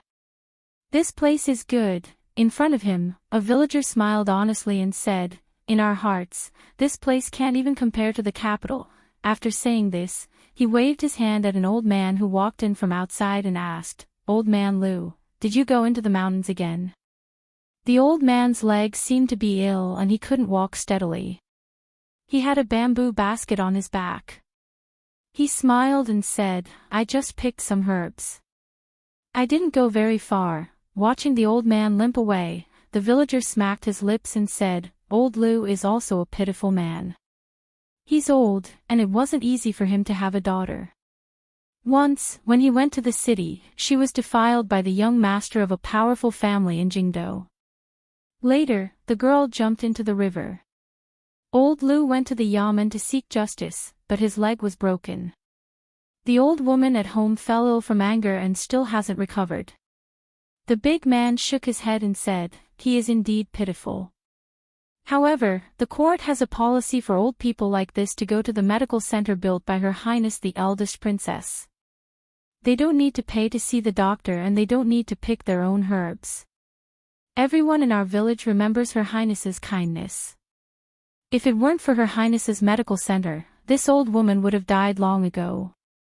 However, picking herbs is not for his old woman. A few days ago, Old Man Lou picked up a person from the river. That person's hands and feet were all broken, and his body was badly burned. Old Man Lou was picking herbs for him." The villager's expression became angry as he cursed, "This King world, good people really don't have good rewards, good people don't live long, and evil people who do evil live more freely than anyone else." The big man finished drinking and patted him on the shoulder. He comforted him, "Good and evil will be rewarded. Heavens will reincarnate. Evil people will definitely get their retribution." In a dilapidated courtyard, just as the old man walked through the door, an old woman walked out and said excitedly, "He's awake, he's awake." The old man didn't have time to put down the medicine basket on his back. He limped into the house and came to the bed. A figure on the bed had already opened his eyes.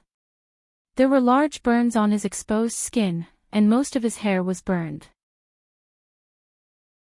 His limbs were strangely bent, and there was still a trace of trance in his eyes. The old man staggered over and said with a smile, "You're finally awake." The person on the bed said in a hoarse voice, "Did you save me?" The old man nodded. "Ah, yes, I found you by the river that day. Where is your house?" "I'll send someone to send a message." The man thought for a moment and said, "Help me send a message to Prime Minister Qin's residence. Tell him that Qin Yu is here. Remember, you must personally tell Prime Minister Qin this." The old man was stunned and asked with a trembling voice, "Qin? Qin Yu?" After saying that, he seemed to think of something. He took a deep breath, looked at him, and asked, Are you the missing young Duke Qin? As long as you help me with this matter, I will definitely reward you generously in the future." The old man looked at him and asked, Are you really young Duke Qin?" The person on the bed didn't speak again. It was obvious that he had tacitly agreed. "Qin Yu, young Duke Qin." The old man closed his eyes, clenched his fists, and slowly loosened them. He put down the medicine basket on his back, turned his head, and whispered, "Old woman, go close the door." Not long after, outside the door, the big man scratched his head and said in surprise, "It's broad daylight, why are you closing the door?" Chapter 933. Thump. Thump. Thump. The already broken wooden door, under the external force, made a rhythmic tremble, dust rustling down. After a long time, the sound of footsteps came from the courtyard. The footsteps were very slow, stopping and pausing, indicating that the owner of the footsteps was walking very slowly. After a long time, an old voice came from the other side of the door. "Who is it?" "It's me." A rough voice came from outside the door. "You are De Zhuang from the east side of the village?" "Yes, I am De Zhuang." Old Man Lu, quickly open the door. The sound of a wooden bolt being moved came from inside. The wooden door creaked open, and an old face peeked out from inside. Seeing the unfamiliar man outside the door, the old man was startled, and blurted out, "You are not De Zhuang." A trace of panic appeared on his face, and he hurriedly closed the wooden door. The big man stretched out a hand and gently pushed against the wooden door, and the wooden door could no longer close. "Sir, this is not right." The big man looked at him, shook his head, and said, "It's broad daylight right now, and there are so many people in the village. There are 3 people squatting under the tree opposite, and I can't do anything to you. Even if I'm not de Zhuang, you don't have to be so panicked. Aren't you exposing yourself here?" Seeming to realize the problem with the big man's words, the expression on the old man's face regained some calmness, and he asked, "Who are you, and why are you pretending to be de Zhuang?" The big man looked at him, smiled, and said, "Is young Duke Qin inside?" The old man's expression changed again, and he suddenly shook his head, and immediately said, "I don't know any young Duke Qin, and I don't know what you are talking about. If you don't leave, I'll call for help. You've exposed yourself again." The big man looked at him, and said helplessly, "Even if you don't know young Duke Qin, you can just tell me.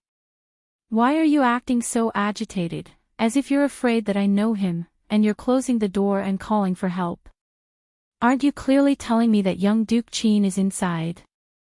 After saying this, the old man's face was already pale and bloodless. The burly man sighed and said, "Although young Duke Qin is not a good person, he is still surnamed Qin.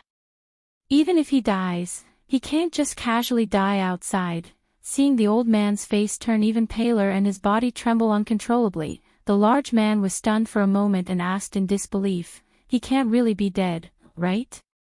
The old man's body trembled even more violently. A moment later, the burly man looked at the old man and said with a conflicted expression, "A dead one is fine too." Young Duke Qin of the Qin clan, who had fled to avoid punishment, had returned. However, he was carried back. When he was carried back, he had already lost all signs of life. According to the coroner's examination, the corpse's 4 limbs, no, all 5 limbs were broken. His entire body was covered in burns, and there were countless knife wounds all over his body. He was almost like a sieve. One could imagine the inhumane torture this little duke had suffered before he died. There was no way to solve this case. The body was found by a riverbank 10 li away from Jingdo. It had been soaked in the water for a long time and had long changed beyond recognition. No clues could be found. If it were not for the jade pendant he had on him that proved his identity, the bailiffs of the Yamen would not have recognized him as young Duke Qin. The Qin family had just experienced a great change. Now, they had to hold a funeral. Prime Minister Qin, the old sending off the black, could be said to be extremely tragic. When the people of Jingdo learned of this matter, they were also affected by this sorrowful atmosphere. Every household was decorated with lanterns and banquets. The atmosphere was very lively. The biggest wastrel in Jingdo would finally no longer harm people. The people no longer had to be on edge. Even some minor nobles dared to let their wives and concubines go out. Nothing could compare to this joyous event.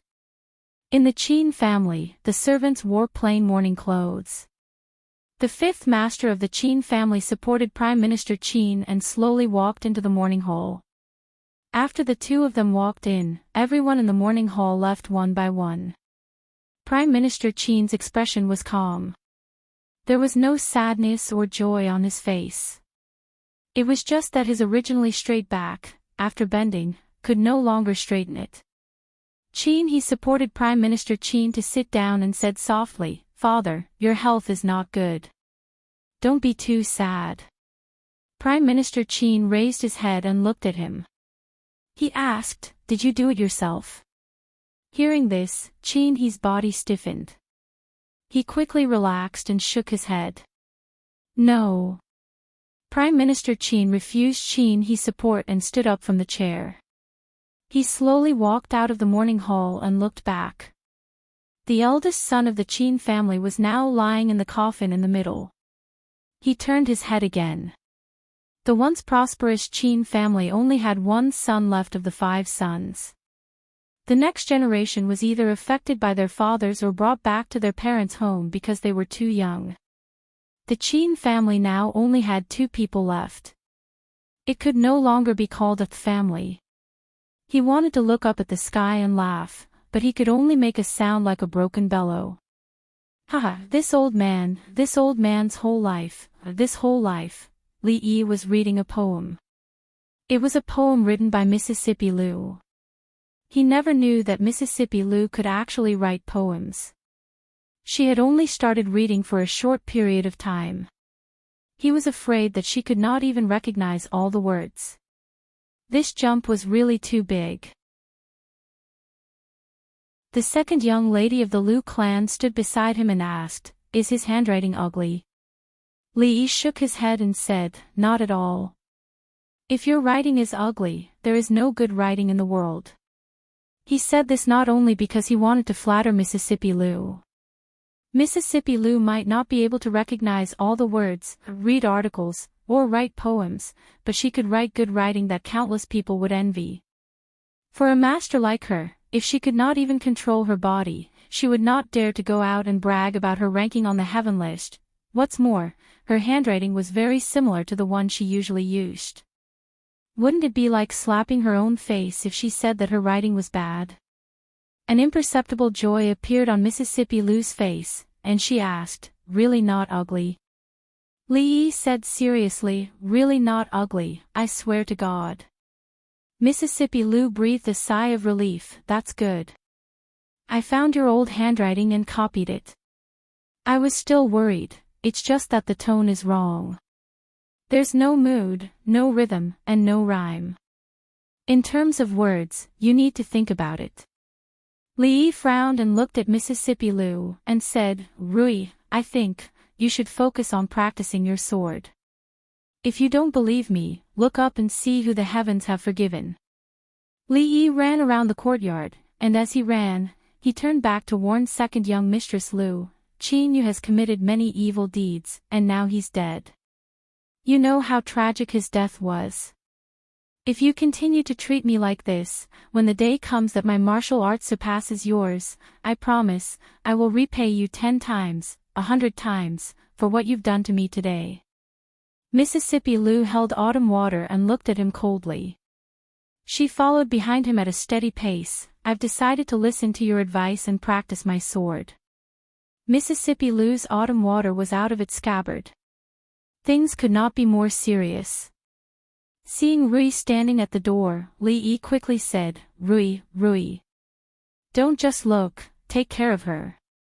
Rui smiled and walked into the room with Li Duan in her arms. Lee looked at the sloppy old man leaning against the tree and said, "Sue, 10 chicken legs, 10 chicken legs, help me stop her."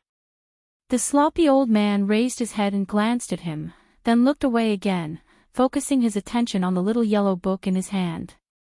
In the entire courtyard, there were only 2 people who were more powerful than Mississippi Lou. One didn't care about the relationship between husband and wife, and the other didn't care about the morality of the martial world. Mississippi Lou's butt would swell when her hands and feet landed on it, and when autumn water landed on it, her butt would be gone. Her butt was more important, and it was best to escape. He channeled all his true yuan to the soles of his feet, and his whole body turned into a shadow, disappearing from where he stood, heading straight for the direction of the courtyard's entrance. Bang! Unexpectedly, he bumped into a figure, and Li staggered. He looked at the eldest princess who was standing at the door, clutching her chest, frowning slightly, and looking at him with dissatisfaction. His expression changed, and he asked with concern, "Are you all right? Where did you bump into? Does it hurt? Do you want me to massage it for you?"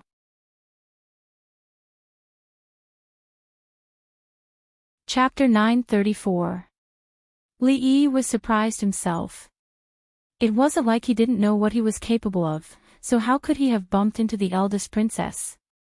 With her martial arts and alertness, no matter how sudden it was or how fast he was, it was impossible for her to not be able to dodge in time. Unless she was really too absent-minded. So absent-minded that she didn't even notice that someone had bumped into her. He naturally knew how fast he was just now. Even he felt pain when he bumped into her, not to mention the delicate eldest princess. Therefore, the first thing he did was ask her where she had bumped into. Did it hurt? Did she need him to help rub it? However, what was with the 3 inexplicable chills he felt from the front, the back, and the door? Was there anything wrong with not running away after bumping into someone and showing proper concern? Compared to those people who ran away after the accident, her personality was many times more noble. Li looked at the eldest princess and said in a concerned voice, "I'm sorry, I ran too fast just now. Are you all right?" "I'm fine." Mingzu covered her chest with one hand and shook her head, but her brows were still slightly knitted. No wonder it felt so soft just now. Li realized where he had bumped into and he couldn't help feeling even more worried. After several months of hard work, the eldest princess' chest finally had a bit of improvement. It could even be said that it was just beginning to take shape. If it was knocked back by this, wouldn't he be committing a great sin? Wouldn't he be ruining this girl's life? Out of a man's sense of responsibility, he had to take responsibility for her to the end. When there were outsiders around, Mississippi Lou's personality was completely put away. She didn't want others to think that she was a violent woman, especially not Mingzu. She could read and write poems. She was also skilled in both literature and martial arts, not any worse than Mingzu. When she sat down at the table, the eldest princess put her hand down from her chest. When Li looked at her carefully, he found that she was very different from before. Although her clothes were as neat as before, and her hair was not disheveled, her complexion was much more haggard than a few days ago. She seemed to be extremely exhausted, and this exhaustion was not shown on the outside, but on the inside. In the past, when she stood next to Second Miss Lu, the only thing that she could compare to Second Miss Lu was her luxurious temperament and her equally good looks. Now, her temperament was gone and her beauty was gone. Although her haggard appearance gave her a different feeling, it was a beauty that only a few people like him could appreciate. Li was really worried this time and asked, "What's wrong? Why is your face so bad?" She was not like this even during the busiest times of the imperial court. Even if she had a few special days, she should not be so haggard. Li Mingzhu shook her head and said, "It's nothing. It should be because I haven't slept well these days." She casually picked up a piece of paper on the table and looked at it.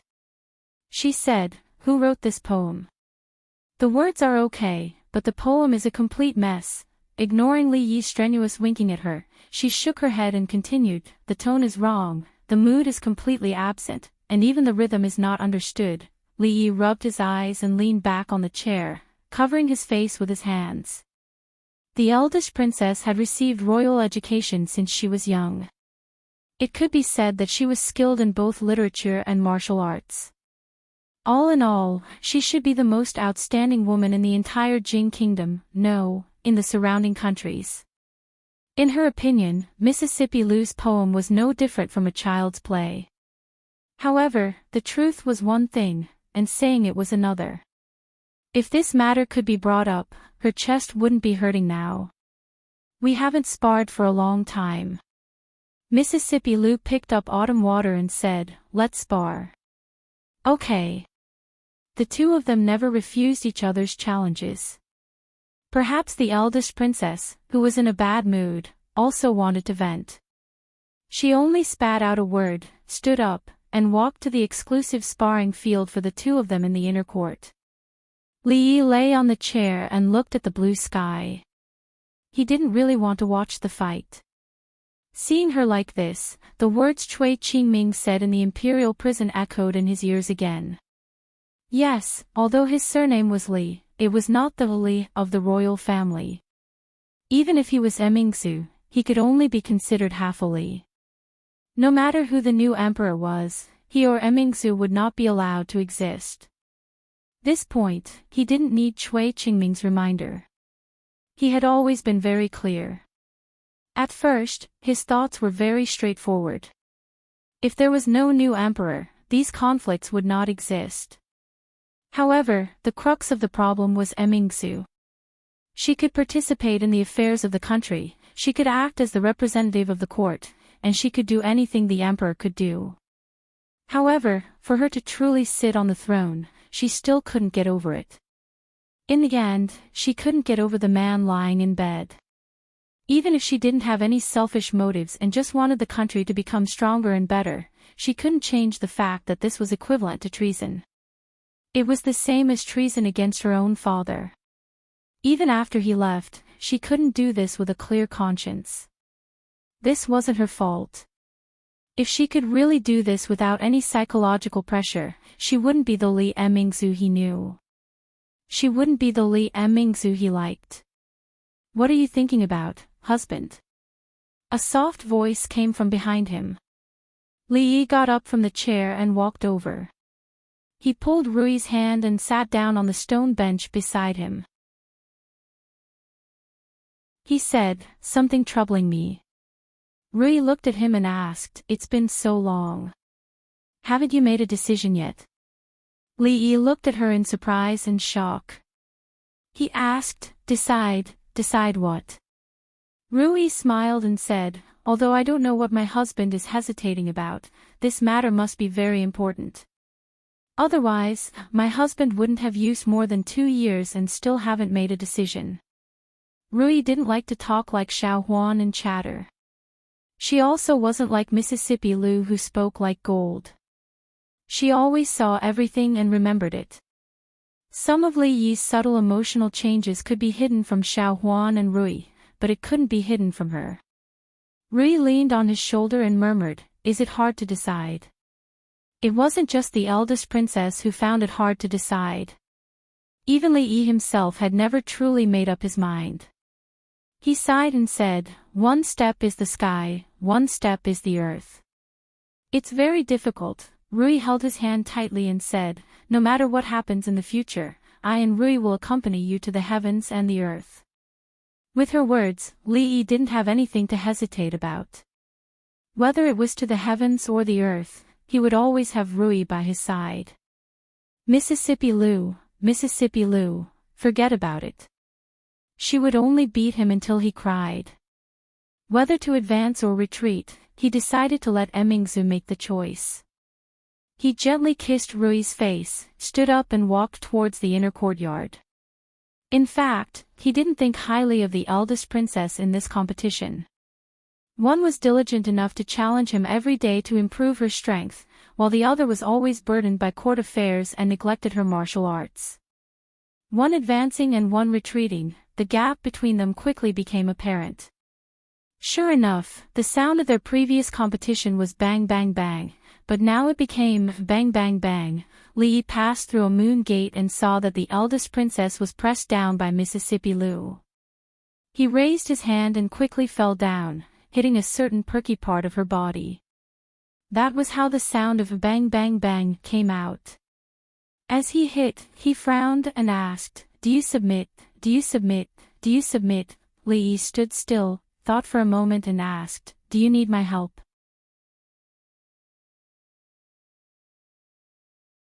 Chapter 935. Help.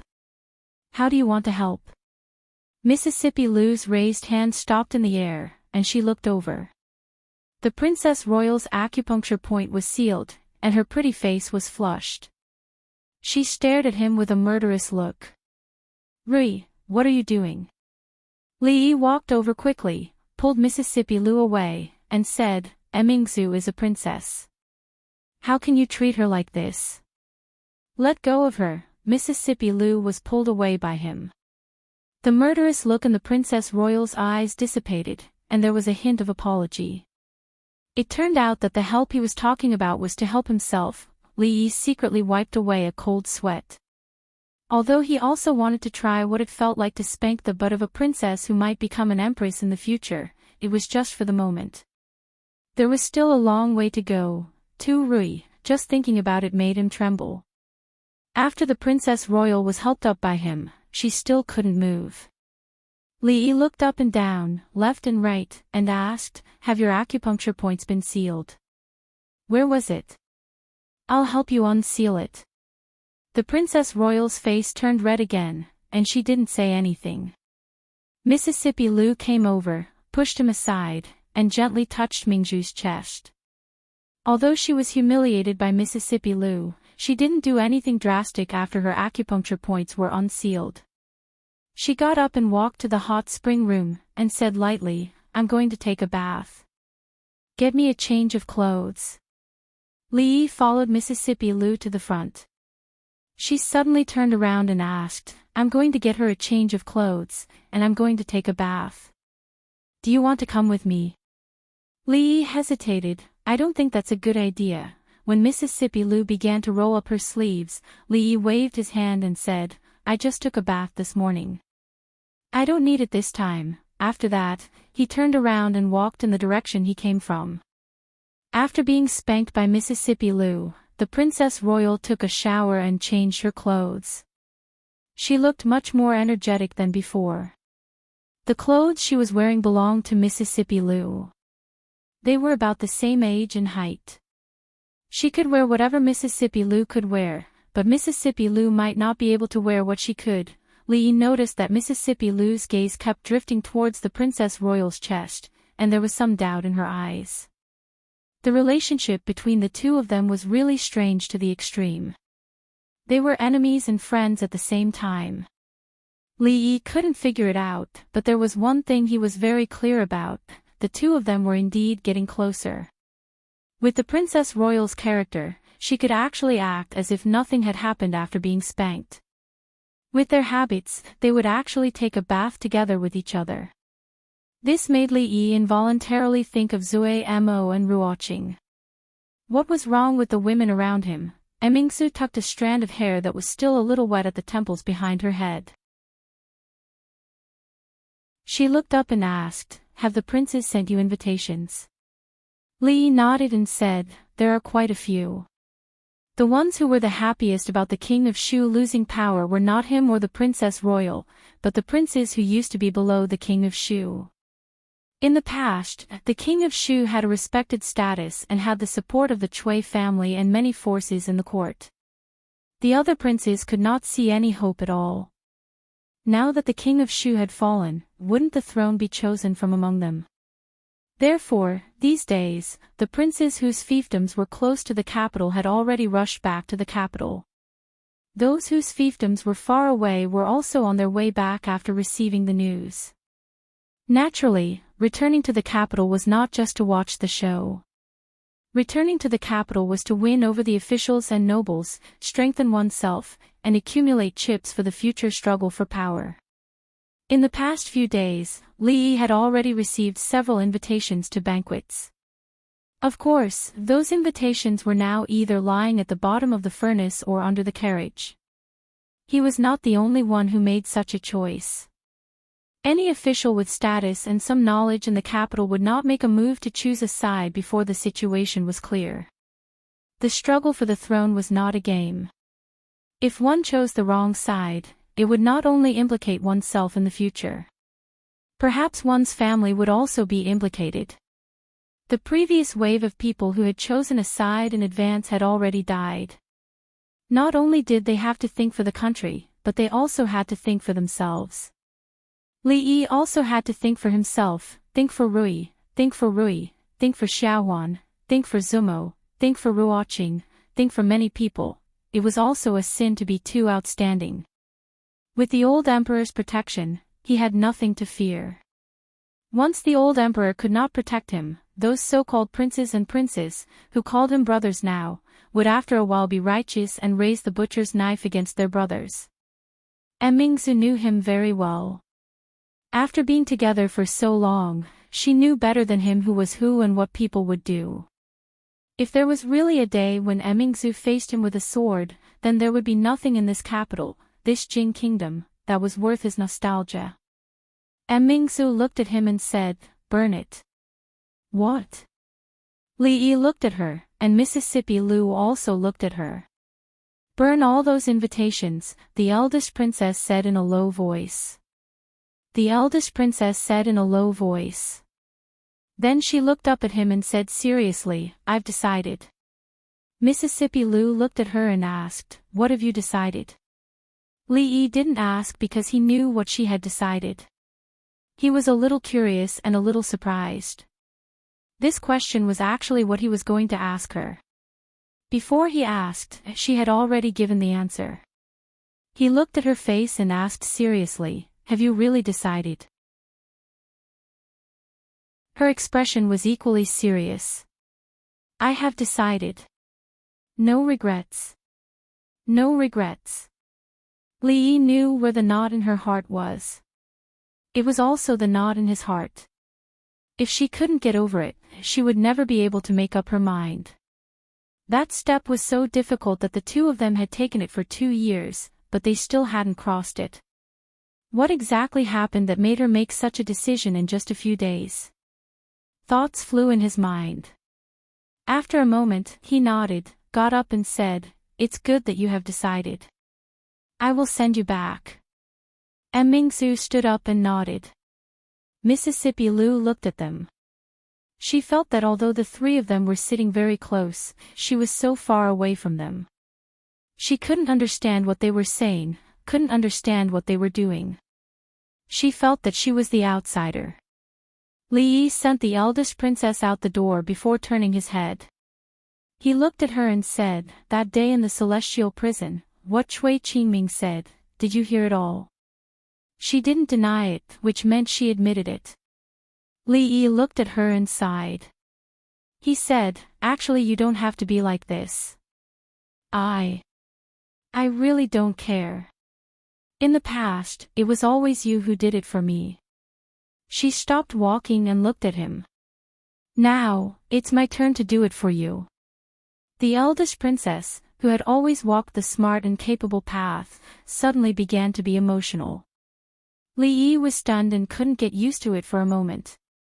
This, that. Li Yi looked at her and thought for a moment. He said, "Even if you really want to do something, you have to tell me first. Don't let your imagination run wild. Look at how haggard you look these few days." The eldest princess shook her head and said, "It's all right. I can still hold on. It's not a matter of whether you can hold on or not." Li Yi shook his head and said seriously, "In the past, when you and Rui stood together, you were evenly matched. Now, she has taken 70% of the advantage. You only have 30% left." When Li Mingzhu heard that, she was taken aback for a moment before she gave a faint smile. She turned around and attentively helped him adjust his collar.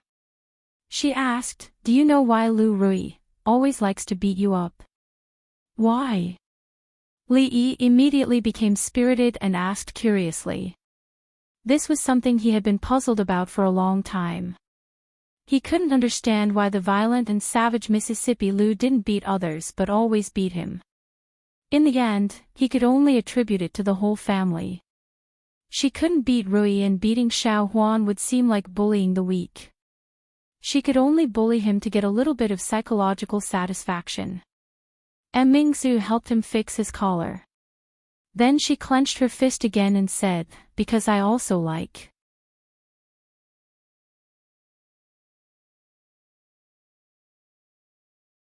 Chapter 936. If she liked him, then she liked him. If she liked him, then she should say it out loud. He would decide whether or not to accept her based on her performance in the future. She grabbed his collar just because she liked him. He almost suffocated to death. What kind of like was that? His collar was grabbed by her. When Li Yi walked back, he tidied his collar and ordered the gatekeeper, "Send an invitation to all the manners who sent the invitation. Tell them that I'm sick and can't go. If you don't want to go, then don't go." Telling others that you're not going was basic etiquette. He straightened his collar and tidied his clothes before walking into the courtyard. Otherwise, Mississippi Lu might think that he did something else when he sent Mingzu back. He didn't mind, but what about Her Royal Highness's reputation? To Li Yi's surprise, Mississippi Lu wasn't in the courtyard. Wasn't she curious about Mingzhu's decision just now? It wasn't Mississippi Lu's style to not ask if she didn't know, especially when it came to matters related to Mingzhu. So he planned to tell her personally. When she asked, he didn't say anything. When she didn't ask, he took the initiative to run over. Li thought for a while and felt that his behavior was a little cheap. So be it. He was used to being cheap anyway. She didn't ask. If he still didn't explain, with her narrow-mindedness, he didn't know what she would think in her heart. Rui and he were telepathic. She had already guessed it. They didn't need to make it clear, and they didn't need to. Mississippi Lou was different. If he let her guess blindly, she could probably make up a wonderful New Year drama. He walked to the door of Mississippi Lou's room, knocked on the door, and walked in. Many experiences and lessons showed that it was best not to enter a girl's room without knocking. It was not a good habit to not knock on the door. The frequency of accidentally seeing a girl bathing and changing her clothes was far too high. Even Li suspected that he had some sort of lucky halo on him. It's not good to see indecent things. It's even worse if you don't take responsibility for what you see. Drunk Mo has already taken responsibility, and Ruoching hasn't. Mississippi Lou, we're a family, so don't be so distant. Mississippi Lou was reading in the room. Li walked over and sat down opposite her. He poured himself a cup of tea and asked tentatively, "Don't you have anything to ask me?" "No," Mississippi Lou replied without raising her head. Li asked again, "Aren't you curious about Mingju's decision?" Mississippi Lou replied calmly without raising her head, "I'm not curious." Li stood up, took the book away from her hand, and raised her head to make her look forward. Finally, he sat down opposite her and said, "You're not curious, but I want to say," Mississippi Lou finally stopped being arrogant and looked at him calmly. Li sighed first, and a trace of sadness appeared on his face. He said, "His Majesty, I'm afraid he doesn't have many days left. You know, there's no hope for the King of Shu now. There's an undercurrent in the capital now. All the princes are returning to the capital with the excuse of visiting His Majesty, but they're secretly trying to fight for the throne." Mississippi Lou looked at him and asked, "Does this have anything to do with us?" "Why not?" Li looked at her, knocked on the table and said, "You're the leader of the Lu League. You have so many martial arts masters, officials and nobles under your command. You can tie them up and beat them whenever you want. If you're angry, the entire capital will shake 3 times. Don't doubt that you have such power now." Mississippi Lou continued to listen to him. "Only His Majesty can allow such a force to exist near the capital because he knows that we won't use this force to do anything to harm the court. But now that the new emperor has changed, will he still trust us like the current His Majesty does? Moreover, you also know that in the current court, our family has already achieved a little bit of success. When the time comes, it will definitely attract the new emperor's suspicion. Maybe it will be used to establish power." Li felt that he needed to explain the stakes in this matter to Mississippi Lou. She had already grown up, and she needed to learn about other things. Mississippi Lou nodded, then looked at him and asked, "What did she feed you just now? I even heard her say that she likes you. There are some things you can't just listen to." Li said with a headache, "Do you understand what I just said? Do you understand the current situation of our family? Let's go tie up those princes." Mississippi Lou's method was always so simple and direct. Violence is a way to solve problems, but it's not the only way. Li looked at her and said solemnly, "You have to remember, you are a scholar now. A scholar can't always fight and kill." Mississippi Lou nodded and said, "So, what did she feed you just now?" "She didn't feed me anything." Li rubbed between his brows, stood up, and pressed down on her shoulder. He said, "We now have 2 paths. The first is to have someone who won't suspect us and won't doubt us become the emperor, and we will continue to stay in the capital. The second is to pack up now. We won't stay in the capital anymore. We'll abandon all the brothels, all the shops, all the properties. We'll take Rui, Xiaohuan, and Emingzu and find a place to occupy the mountain and become king." I choose the second path. Mississippi Lou said without hesitation, looking a little eager to try. Then she seemed to realize something and asked, why do we have to take Emingzu with us? Why did they have to take the eldest princess? Naturally, it was because she was in the same situation as him, or even more dangerous than him. Once the new emperor ascended the throne, could he watch the existence of a princess who was more influential than him in the court, among the people, and in the hearts of all the scholars? If he used his brain a little, he would know what Mingzhu's fate would be after the change of the dynasty. Li Yi sat down, sighed, and said, if we don't take her with us, you will never see her in the future. When the new emperor ascends the throne, he won't be able to tolerate us, let alone her. At that time, he might kill her, and he might let her marry anyone, really. Mississippi Lou raised her head and asked happily. Li Yi really had a headache. Why was it so difficult to communicate with Mississippi Lou? Mississippi Lou suddenly said, there's something wrong with the way she looks at you. Li Yi frowned and asked, what's wrong? How can you tell? Intuition. Mississippi Lou frowned. Today, the way Mingzhu looked at him was not the same as before. There was something else hidden, something that made her vigilant. It was a look that only his sister had when she looked at him. What's different? Li Yi shook his head and said, the way she looks at me is exactly the same as the way you look at me. There's nothing wrong. Mississippi Lou raised her head and looked at him, and her body trembled slightly. Li Yi then looked at her and said slowly, if Mingzhu can become the future emperor, we don't have to worry about anything. A woman becoming the emperor.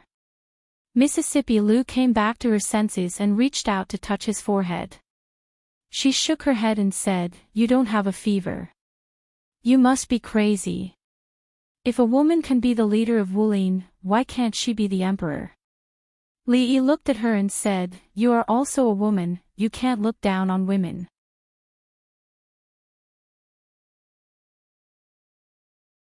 Chapter 937. It seems that you are really crazy.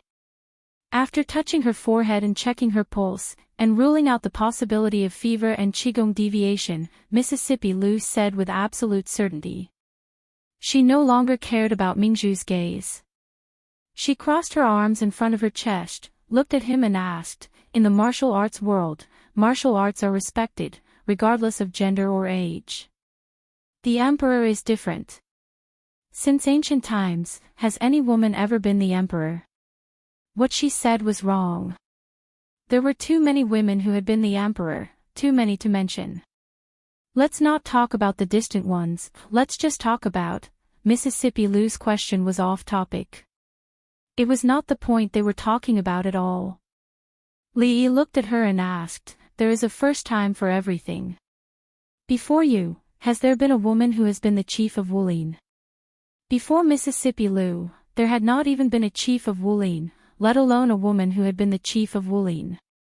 Why couldn't there be a female emperor?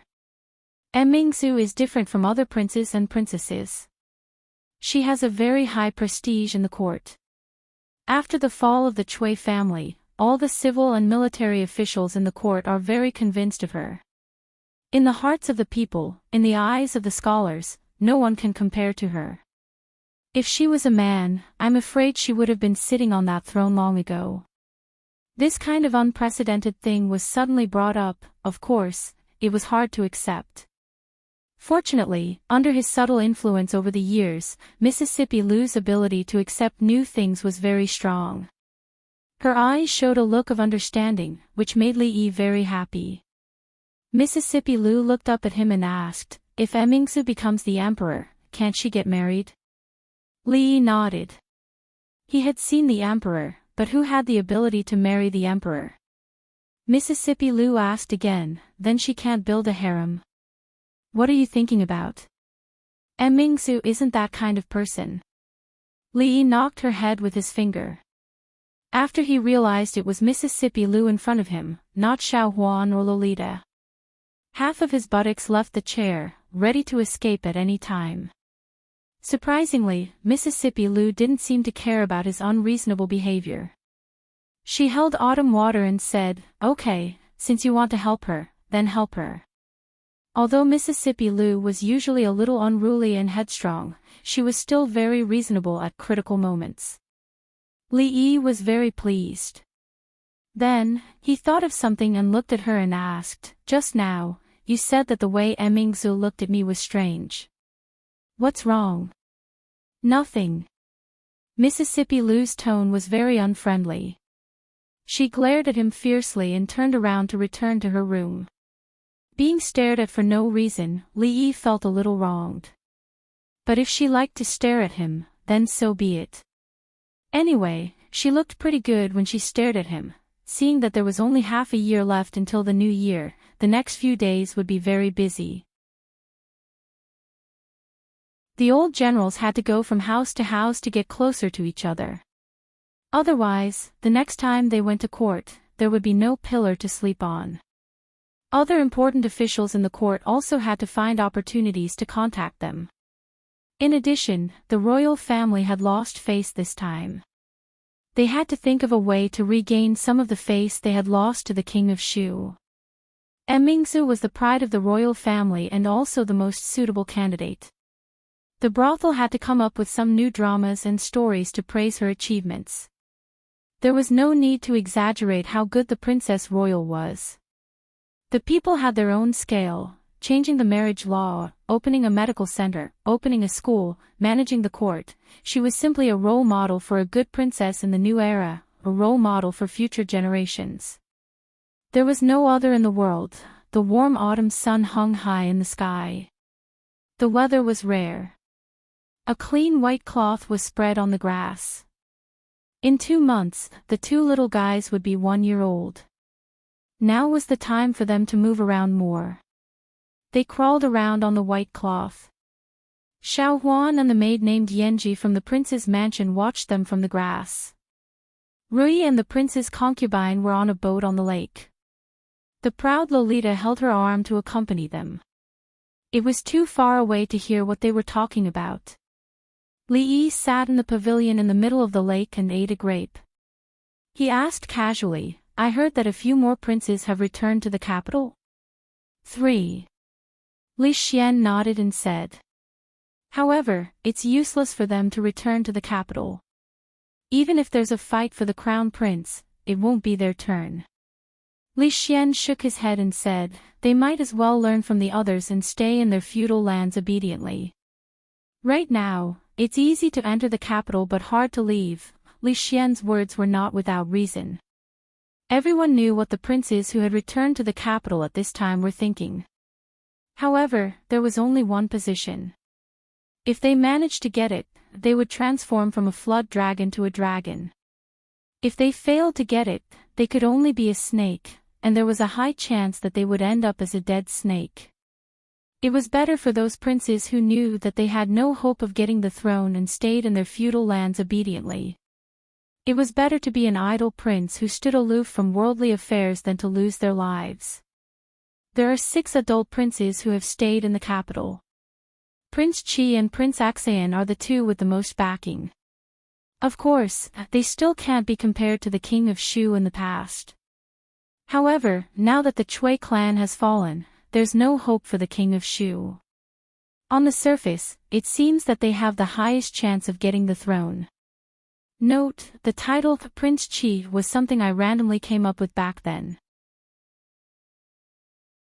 I didn't take the Qi kingdom into consideration and there's no other meaning to it. It's useless to dwell on these meaningless things. Let's just treat it as an ordinary title. Li Yi threw the grape skin into the lake, and fish immediately swam over. He then asked, "These princes probably won't be able to stay idle for the time being, right? How can they possibly stay idle?" Li Xian shook his head and said, "They're busy visiting the officials of the imperial court, sending gifts everywhere, forming cliques, and seizing power." He suddenly looked at Li Yi and asked, "What should we do now? If you and Emingzu have made any decisions, don't hide it from me again." Li Yi looked at him and said, "Don't you know how to read lips? There's no need for us to tell you to know what we're talking about. Who can hide it from you? You don't have to mock me. Li Xian shook his head and said, at that time, I wasn't good enough. But it's different now. As long as I'm not too far away and can't see clearly, I can almost guess what you're talking about. Moreover, he changed his tone and said, even if I don't look, I can guess what Emingzu will choose in the end. Li Xian said with certainty, for her and for you, she will definitely do it. You guessed it. Li Yi looked at him in surprise. It was said that a scholar who had been away for 3 days would be looked at in a new light. Li Xian had suddenly become smart, and it was really hard for him to get used to it.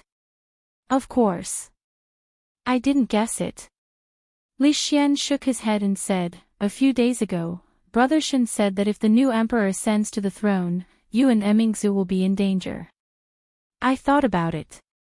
With Mingzhu's personality, she won't care if she's in danger or not. But with you, it's different. Li Yi suddenly looked at him and asked, you didn't tell this to your brother Shen, did you? Li Xian shook his head and said, I'm not stupid. This kind of thing, other than the 3 of us, I can't tell anyone else. Do I look like the kind of person who would casually tell this kind of thing to others? That's not necessarily true. Li Yi shook his head and said, I heard that your brother Shen has a beautiful and charming sister. If you use a honey trap a little, do you think I'll be so ungrateful for a beauty? Li Xian looked at him and said seriously, but, you don't say, brother Shen's sister is really beautiful, I'm just joking. How could I not trust you? Li Yi waved his hand. In fact, compared to brother Shen's sister, he was more worried about brother Shen himself. Speaking of honey traps. Li Xian suddenly looked at him and asked, you have so many beauties around you, I'm worried about you, do you think I'm that kind of person? Li Yi looked at him and asked, I trusted you so much, and this is how you treat my trust. Hearing this, Li Xian lowered his head in shame and said, I still think you are. For them, what wouldn't you do? Furthermore, your wife seems to have a younger sister who's even more beautiful and charming than her.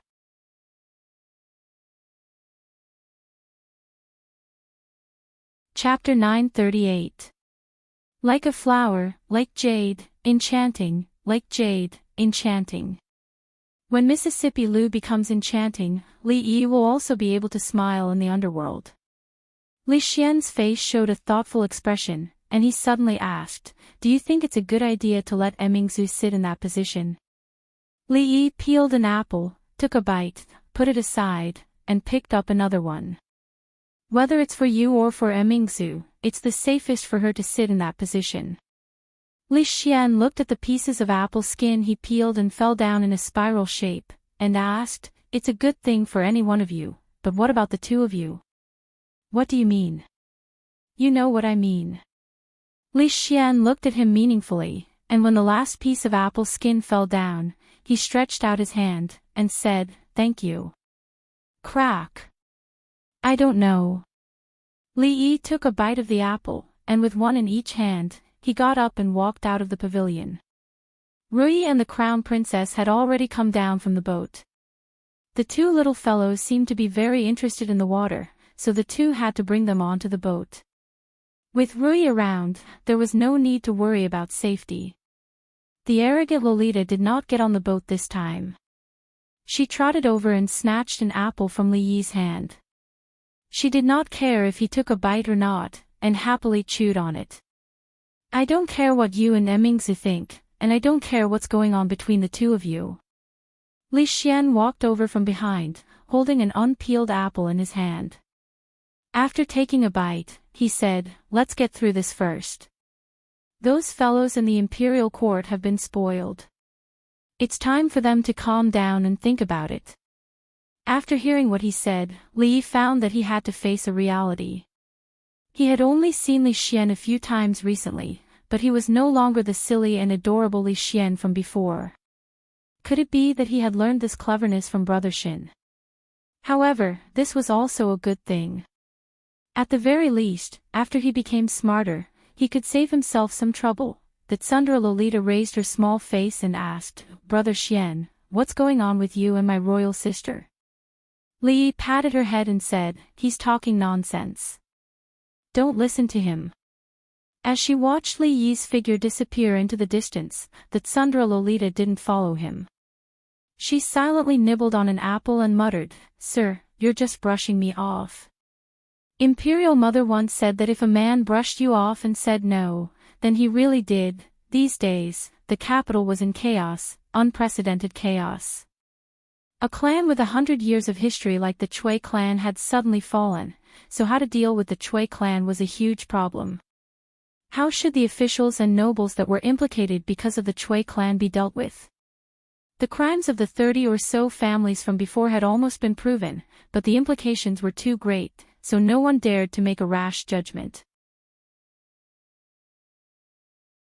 The king of Shu had fled, noble consort Chui's position as noble consort had been taken away, and she was still waiting to be dealt with in the cold palace. His Majesty was seriously ill, and the officials had yet to discuss a plan. Some of the envoys from the Qi kingdom had already left the capital. Such a major event had happened in the Jing kingdom, presumably, the other countries would soon receive the news. When that time came, there would probably be a lot of trouble. The various reforms of the imperial court were still being carried out, and various yamen were constantly dealing with chores. Recently, there had been frequent handover of official positions, and it was difficult for the newly appointed officials to grasp the rules in a short period of time. Prime Minister Qin was sick and had already taken a leave of absence for more than a month. There was no one to preside over the reform, and it couldn't be reversed or stopped. Under such circumstances, the princes had entered the capital without being summoned. Although it was against the law, they were ostensibly visiting the emperor, and no one could use this reason to expel them. It would be fine if they behaved themselves in the capital, but these princes were each more anxious than the other. They kept on visiting the important officials in the imperial court, and it was obvious how desperate they were. Of course, the most important thing was that the eldest princess was also sick and hadn't attended court for 3 days. When Her Highness was around, although these things still existed, Her Highness would always be able to make proper arrangements for everything.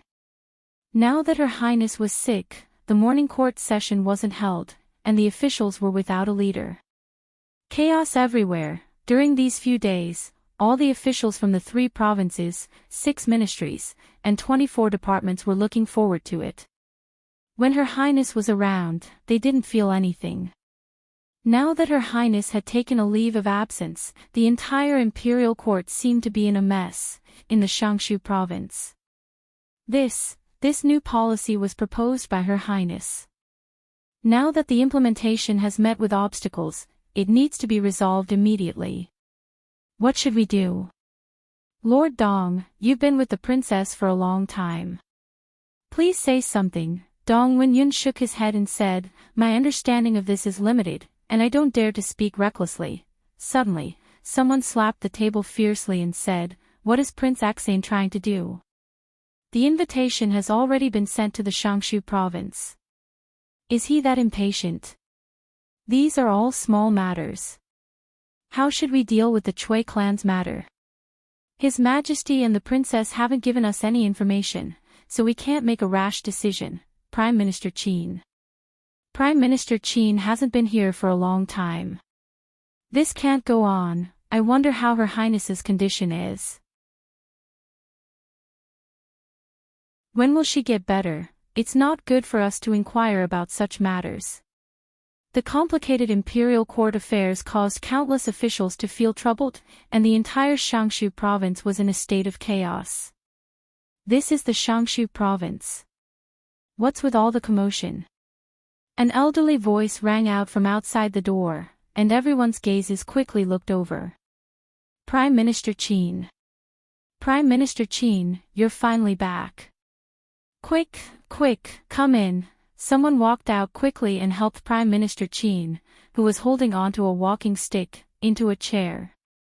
Prime Minister Qin tapped his walking stick heavily on the ground and said with a disappointed expression, "All of you are the pillars of our Jing kingdom, the pillars of the imperial court. The entire country's future depends on all of you. The eldest princess has only been away for a few days. Look at all of you. Look at all of you. Do all of you still look like officials of the imperial court? Hearing this, everyone lowered their heads in shame. Prime Minister Qin was right. They had already forgotten what it was like in the past. However, ever since the eldest princess took over the government, whenever they encountered any problems that they could not solve, they would just need to submit a report, and there would be a perfect solution very soon. They were already used to such a life, going to the yamen every day. There were no headaches, and when they were in a good mood, they would go home and change into casual clothes. They could even go to the brothels to listen to plays. It was naturally impossible for them to get used to returning to the days where they had a headache every day. Prime Minister Qin coughed a few times before standing up. He looked at everyone and asked, "Look at all of you now. If Her Highness no longer takes over the government in the future, are you all going to continue being like this?" Everyone looked even more ashamed. Prime Minister Qin was right. Her Highness was only acting for a while. When the new emperor succeeded the throne, she would naturally leave the imperial court. This was a fact that they had always ignored. After Prime Minister Qin's reminder, they finally realized something. Her Highness would eventually leave. After Her Highness left, who would inherit the position? One of those mediocre people who visited the ministers one by one in the capital? Without Her Highness, what kind of life would they have in the future? It was enough to think about the past few days. Of course, this was only an ideal situation. If there were no accidents, it would be much more difficult than it was now. It was easy to go from frugality to extravagance, but difficult to go from extravagance to frugality. They had already gotten used to the previous way. They could no longer easily turn back. Why did they have to turn back? This was a question worthy of everyone's consideration. Li Yi and Li Xian didn't need to think about it. After September, the weather would gradually become cold. It was better to sit down and eat a hot pot than to think about those messy things. Mississippi Lou and Princess Royal wanted to see who could cut the lamb thinner and taste better. Naturally, there needed to be a judge. Li Yi shook his head and said, "It's been too hot these days. I can't taste it in my mouth." If you can't taste it, just say that you can't taste it. Don't make excuses. Li Xian glanced at him and volunteered. He waved his hand, "I'm good at tasting dishes. I'll do it." Li Yi looked at him and decided to take back his evaluation of him a few days ago. Li Xian put the meat rolls they had cut into the pot. After tasting it, he already had an answer in his heart. He nodded and said, "I think." Mississippi Lou unsheathed autumn water and began to carefully wipe it. Princess Royal looked into the distance and cracked her knuckles. "I think." Li Xian blinked his eyes and began to sweat. He looked at Li Yi, who was quietly eating next to him. When he turned back, he shook his head with a serious face and said, "I'm sorry, I've also been too hot these days. I really can't taste it."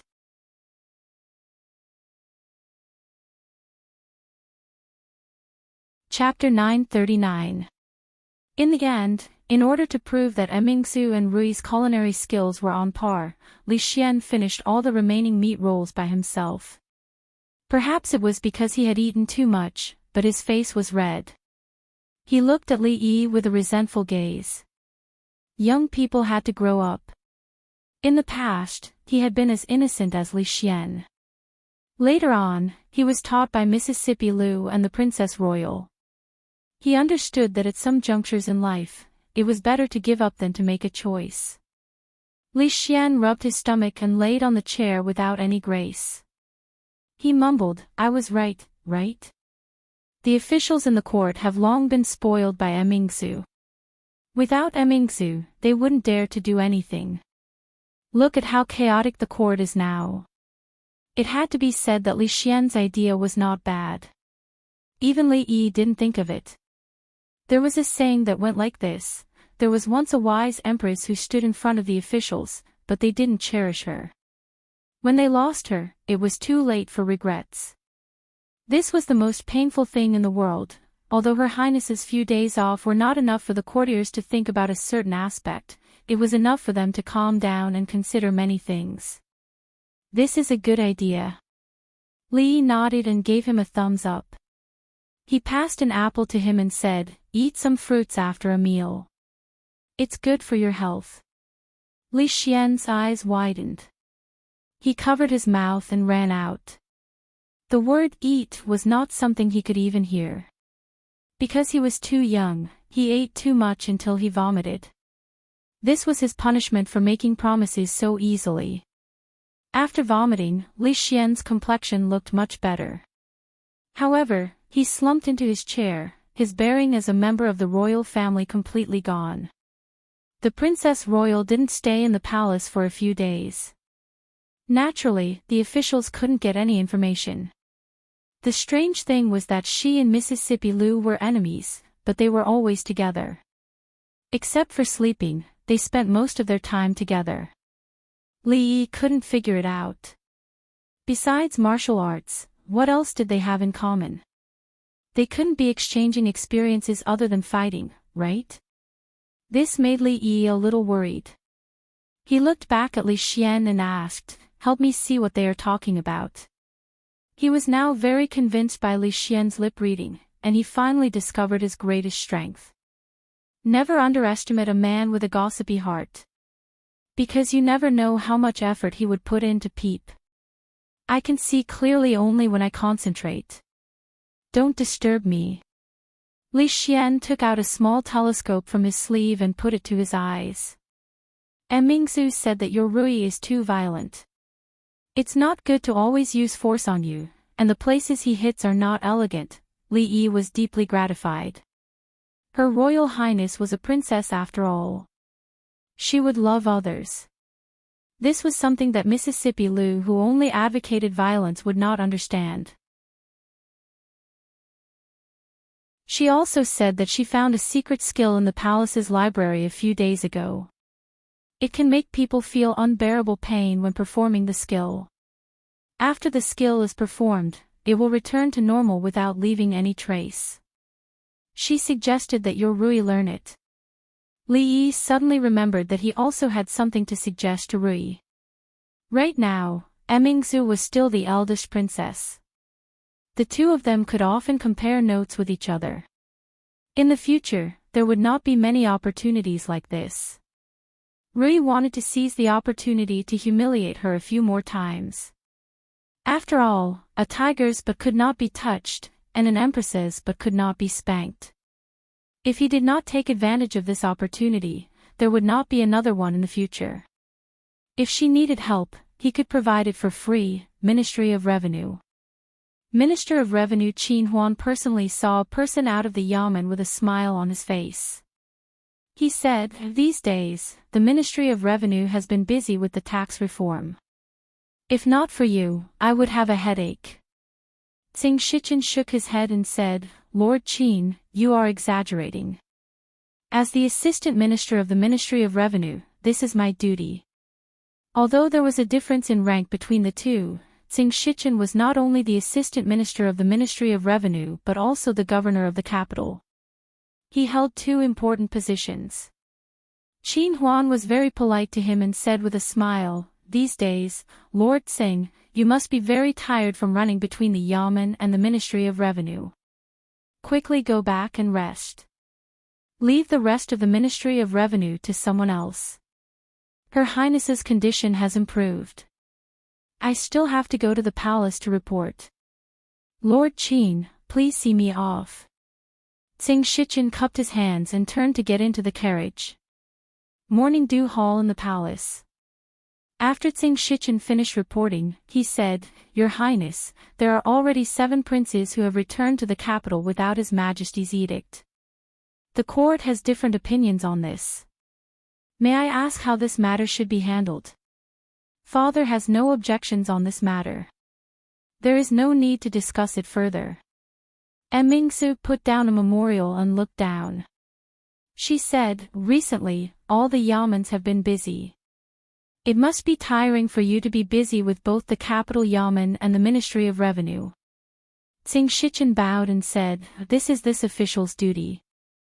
Mingzi nodded and said, although I am working for the court, it is not easy to arrange the affairs of the two manors so well. Reward me with 1,000 bolts of silk and allow me 5 days of rest. This official is the capital governor and the assistant minister of the Ministry of Revenue. This official should do his best for the court. This is my duty. Tsing Shichen knelt on the ground and said, Your Highness has shown me gratitude. This official will also be forever loyal to Your Highness. Mingzi put down the memorial in her hand and looked at Tsing Shichen. Pledging loyalty to the imperial court and pledging loyalty to her were two different concepts. Tsing Shichen had been an official for many years and held a high position. He could not understand the difference between these two sentences. After a while, she sat down again and nodded. Rise. The capital governor was an official in charge of the capital and the Hebei region. He was only a fourth-rank official. In the court, there were many officials who were higher than him. However, in terms of status, the capital governor was no less than the 6 ministers and the chief officials of the 3 provinces. The former capital governor, Dong Wenyun, had already become the mainstay of the Shangshu province. The 2 prime ministers had also held this position before. Generally speaking, this position was just a transitional one. Once they got through it, they would immediately become a true high-ranking official of the court. The current capital governor, Tsing Shichen, was originally an official in the King of Shu's faction. Later, he caught the eye of Her Highness and was promoted to his current position. He played an important role in a major case at the beginning of the year and received unanimous praise from the people of the capital. A few days ago, the officials in the King of Shu's faction were implicated. There were not many families like the Tsing family that survived. The capital governor's residence. A middle-aged official stroked the beard on his chin and shook his head. Everyone in the imperial court is extremely busy now. I'm only able to have this little bit of leisure time because I'm busy. Only Lord Tsing, who is in a high position, still has such leisure and elegance. I'm really envious of you. Tsing Shichen smiled and took a sip of tea. He unhurriedly put down a chess piece and said, What Lord Su said is not reasonable. 2 days ago, I was just as busy as my colleagues in the court. If it weren't for Her Royal Highness, who allowed me 5 days of rest, how would I have the time to drink tea and play chess now? The official surnamed Su smiled. Her Highness values Lord Tsing very much. Perhaps in the future, she will have to rely on Lord Tsing. Just as he finished speaking, a servant of the Tsing family knocked on the door and entered, handing an invitation to Tsing Shichen. Tsing Shichen glanced at it and threw it to the side. He sighed and shook his head slightly. The official surnamed Su was surprised. Lord Tsing, why are you sighing? Prince Axian sent an invitation, inviting me to a banquet tonight. So that's how it is. Lord Su put down his chess piece, shook his head and said, I have received several similar invitations in recent days. These princes are still too anxious. The topic had already changed.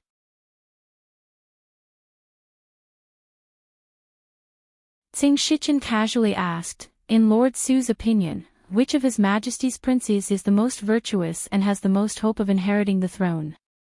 His Majesty is so wise, but none of the princes have learned a single bit of His Majesty's ability. The official surnamed Su shook his head and said, the Prince of Shu, Prince of Axian, Prince of Qi, these princes are all mediocre.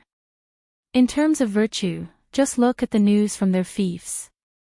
Not to mention a hair on the eldest princess's head, even the heir of the Prince of Ning is better than all of them combined. In fact, they can't even compare to a child of Prince Jean. The eldest princess has the talent to rule the world, but unfortunately, she is a woman. Tsing Shichen sighed and said, if Prince Axian or Prince Chi were to inherit the throne, I really can't imagine what the world would become in the end." Seemingly affected by his words, the official surname Su also revealed a vexed expression. "To tell you the truth, Lord Tseng, the eldest princess is unwell this time. I and several colleagues have also thought about this problem. Her Highness and many officials have put in a lot of effort to achieve this. Is it going to be ruined in the hands of others in the future?" Tsing Shichen revealed a helpless expression. "But the eldest princess is only acting in power and will soon leave the court. It's impossible for her to always." "Who said it's impossible?" The official surname Su raised his head and looked at him. "The princes are mediocre, but there is still Prince Jean. In terms of identity, status, and ability, who among the princes can compare to Prince Jean? It's just that Prince Jean is young and can't take on great responsibilities. But before Prince Jean comes of age, the eldest princess can act in power. Isn't that the best of both worlds?" Tsing Shichen looked at him and said in a low voice, "Lord Su, be careful with your words."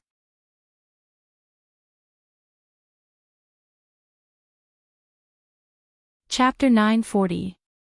Tsing Shichen looked at him and said with a frown, "Lord Su, you know, other than His Majesty, it's not appropriate for us to talk about this. The appointment of the crown prince had always been the emperor's family affairs. As foreign officials, they shouldn't say much." However, at this moment, Lord Su was obviously exposed. He waved his hand and said, "Lord Tseng, I'm not afraid to let you know that this is not only my intention, but also the intention of many of my colleagues.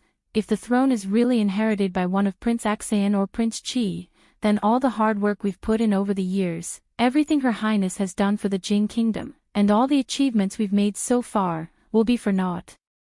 Tsing Shichen looked up at him and asked, "Are there other officials in the imperial court who think so too? Although Prince Jean is young, he's extremely intelligent. Now, in the School of Mathematics, he's almost independent. He's only 12 years old and is still immature, but in a few years, he'll be able to support the country." Lord Su didn't directly answer Tsing Shichen's question and continued, "Before that, it's most suitable for the eldest princess to continue to govern. Her Highness is deeply trusted by the officials and has won the hearts of the people. She's loved by all the officials in the world. If it's just the regent, I believe no one will object." Tsing Shichen revealed a thoughtful expression. "What Lord Su said makes some sense. Let me think about it. Lord Tseng, please consider this matter as soon as possible. I also need to contact a few colleagues and discuss it with other colleagues in the imperial court." Before the game was over, Lord Su took a sip of tea, stood up, and cupped his hands, saying, "I'll take my leave today." Tsing Shichen stood up to send him off. "Take care, Lord Su." Lord Su was deep in thought. When he walked out of the capital governor's residence, he suddenly stopped in his tracks. There seemed to be something wrong. He came here today only to drink a cup of tea and play chess. Why would he discuss the appointment of the crown prince? Why would he reveal this immature idea in his heart?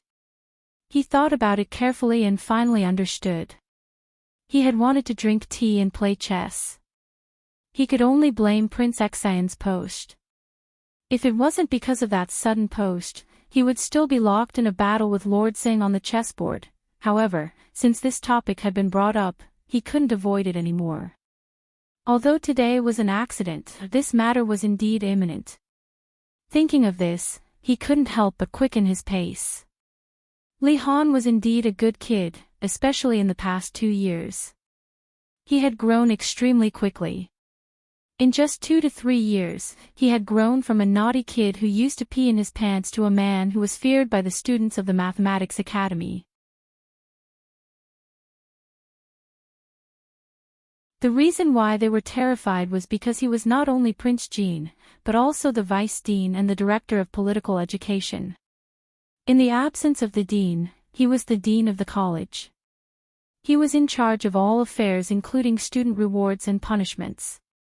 In terms of status and identity, no one in the academy could compare to him. In terms of knowledge, he was the most outstanding. In addition, he liked to use the method of frog jumping to punish students.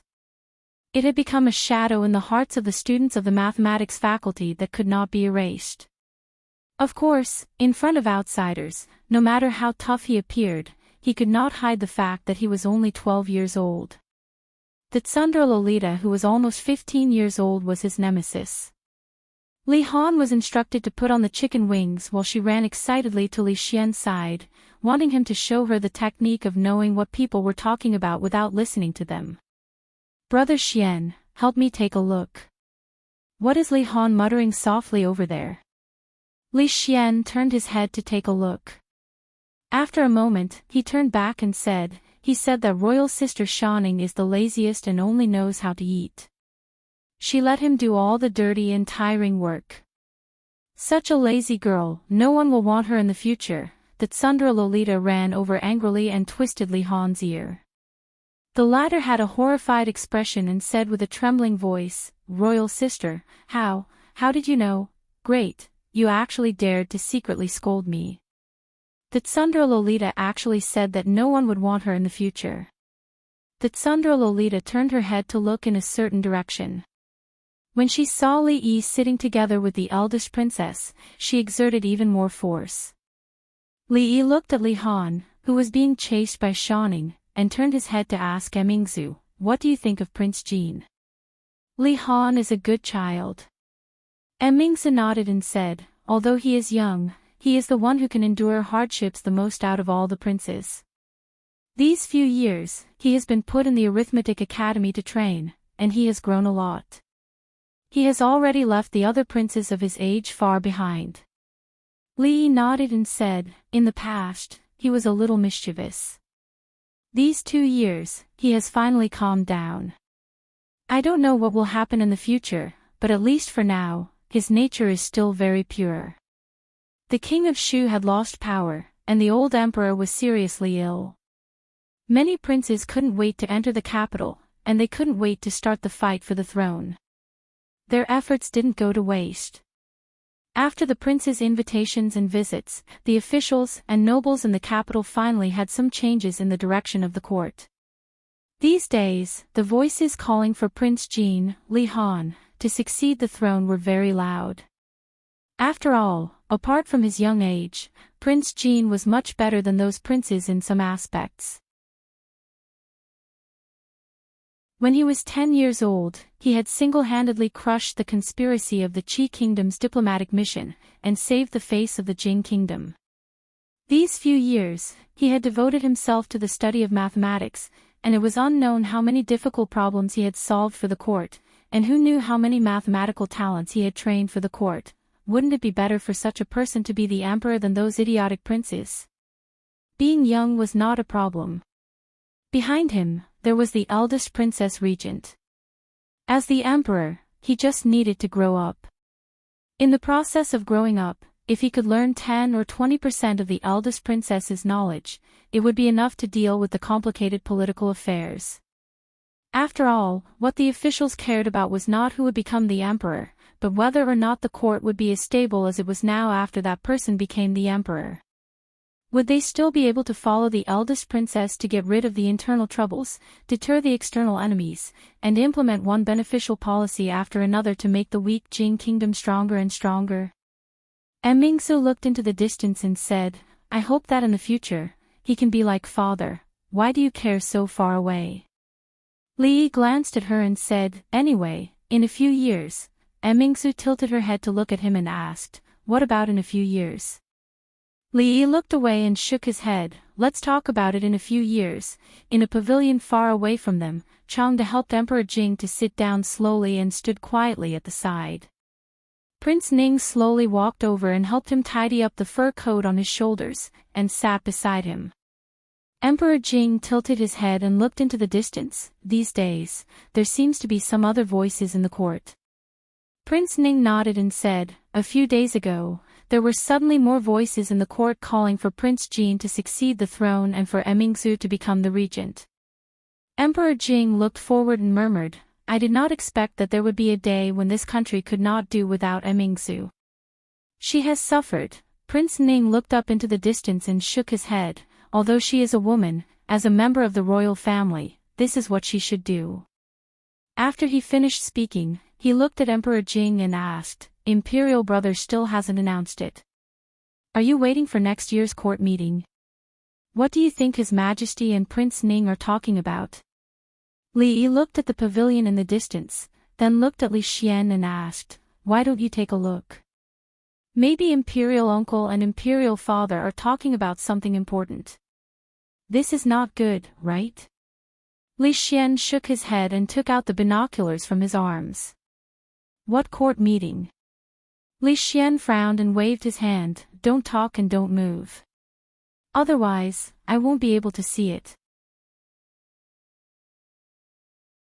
When Li Xian was concentrating, he needed to isolate himself from the outside world. Li Yi simply held his breath. Mingzhu's lips moved as if she wanted to say something, but in the end, she shook her head and let them be. "This is Xian's responsibility." Li Xian looked in that direction attentively and murmured, "What my responsibility? What responsibility do I have?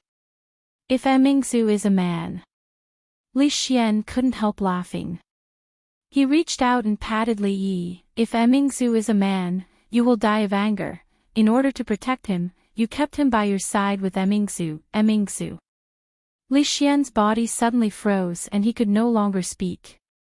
After a long time, his face showed anger. He suddenly raised his hand and the binoculars fell to the ground and scattered. His face was ferocious, but his body could not stop trembling.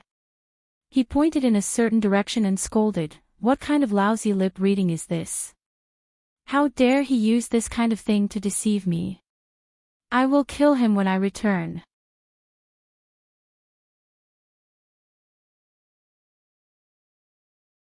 Chapter 941. In order to create a quiet environment for Li Xian, Li Yi and the eldest princess did not make any noise. Li Xian suddenly flew into a rage. After he smashed the telescope in his hand, the atmosphere became even quieter. Li Yi looked away from him and met the eldest princess's eyes. There seemed to be 1,000 words in his heart, but when the words reached his mouth, he could only open his mouth. Mingzhu was the same as him. Because of some news, her state of mind was disturbed, and her eyes lost focus. Some things existed in the heart. Originally, they were just doubts, like a veil in the fog, hazy and unclear. Until the wind blew and blew everything away, revealing the naked truth, the doubts in the heart could all be connected. One was the ruler of a country, and the other was the mistress of the harem. Why did they hide it from the officials and secretly leave the capital to come to Qing and prefecture hundreds of miles away? They almost lost their lives there. The old emperor was also very good to Li Xian. He was so good that it was beyond the limit. Almost all of his requests were granted. He was so good that he treated him better than his own son. The empress treasured the crown princess even more. She often brought her to the palace. She was no less than her own daughter, Mingzhu. On the contrary, Princess Ning frequently entered the palace as soon as she arrived in the capital. Almost everything she did, she would ask for Mingzhu's company. The Wang family abandoned the most powerful king of Shu and married their daughter to Li Xian. They were not at all worried about the revenge of the king of Shu after he ascended to the throne. This was not stupid. They were choosing sides. Li Yi finally understood where the master of the Wang family's eternal confidence came from. As wise and far-sighted as the old emperor, how could he not know the importance of choosing a successor to the country? But no matter how dangerous the situation was, he avoided this issue, because there was nothing to talk about. He already had a candidate in mind, but before that, he had to help him clear up the internal and external troubles of the Jing kingdom. Until now, the Cui family had fallen, the king of Shu had escaped, the capital had been bathed in blood, and the enemies did not dare to act rashly under the threat of Tianfa. Most importantly, Emingsu and Li Xian's birthdays were on the same day. Princess Ning and the Empress happened to be in the same summer palace when they gave birth. After that, they lived in the same place for many days. Li Yi didn't know if their birthdays were on the same day, but he knew that he was extremely stupid. There were so many coincidences, so many obvious clues, but he had never thought in that direction. When he found out the truth, he couldn't even say a word.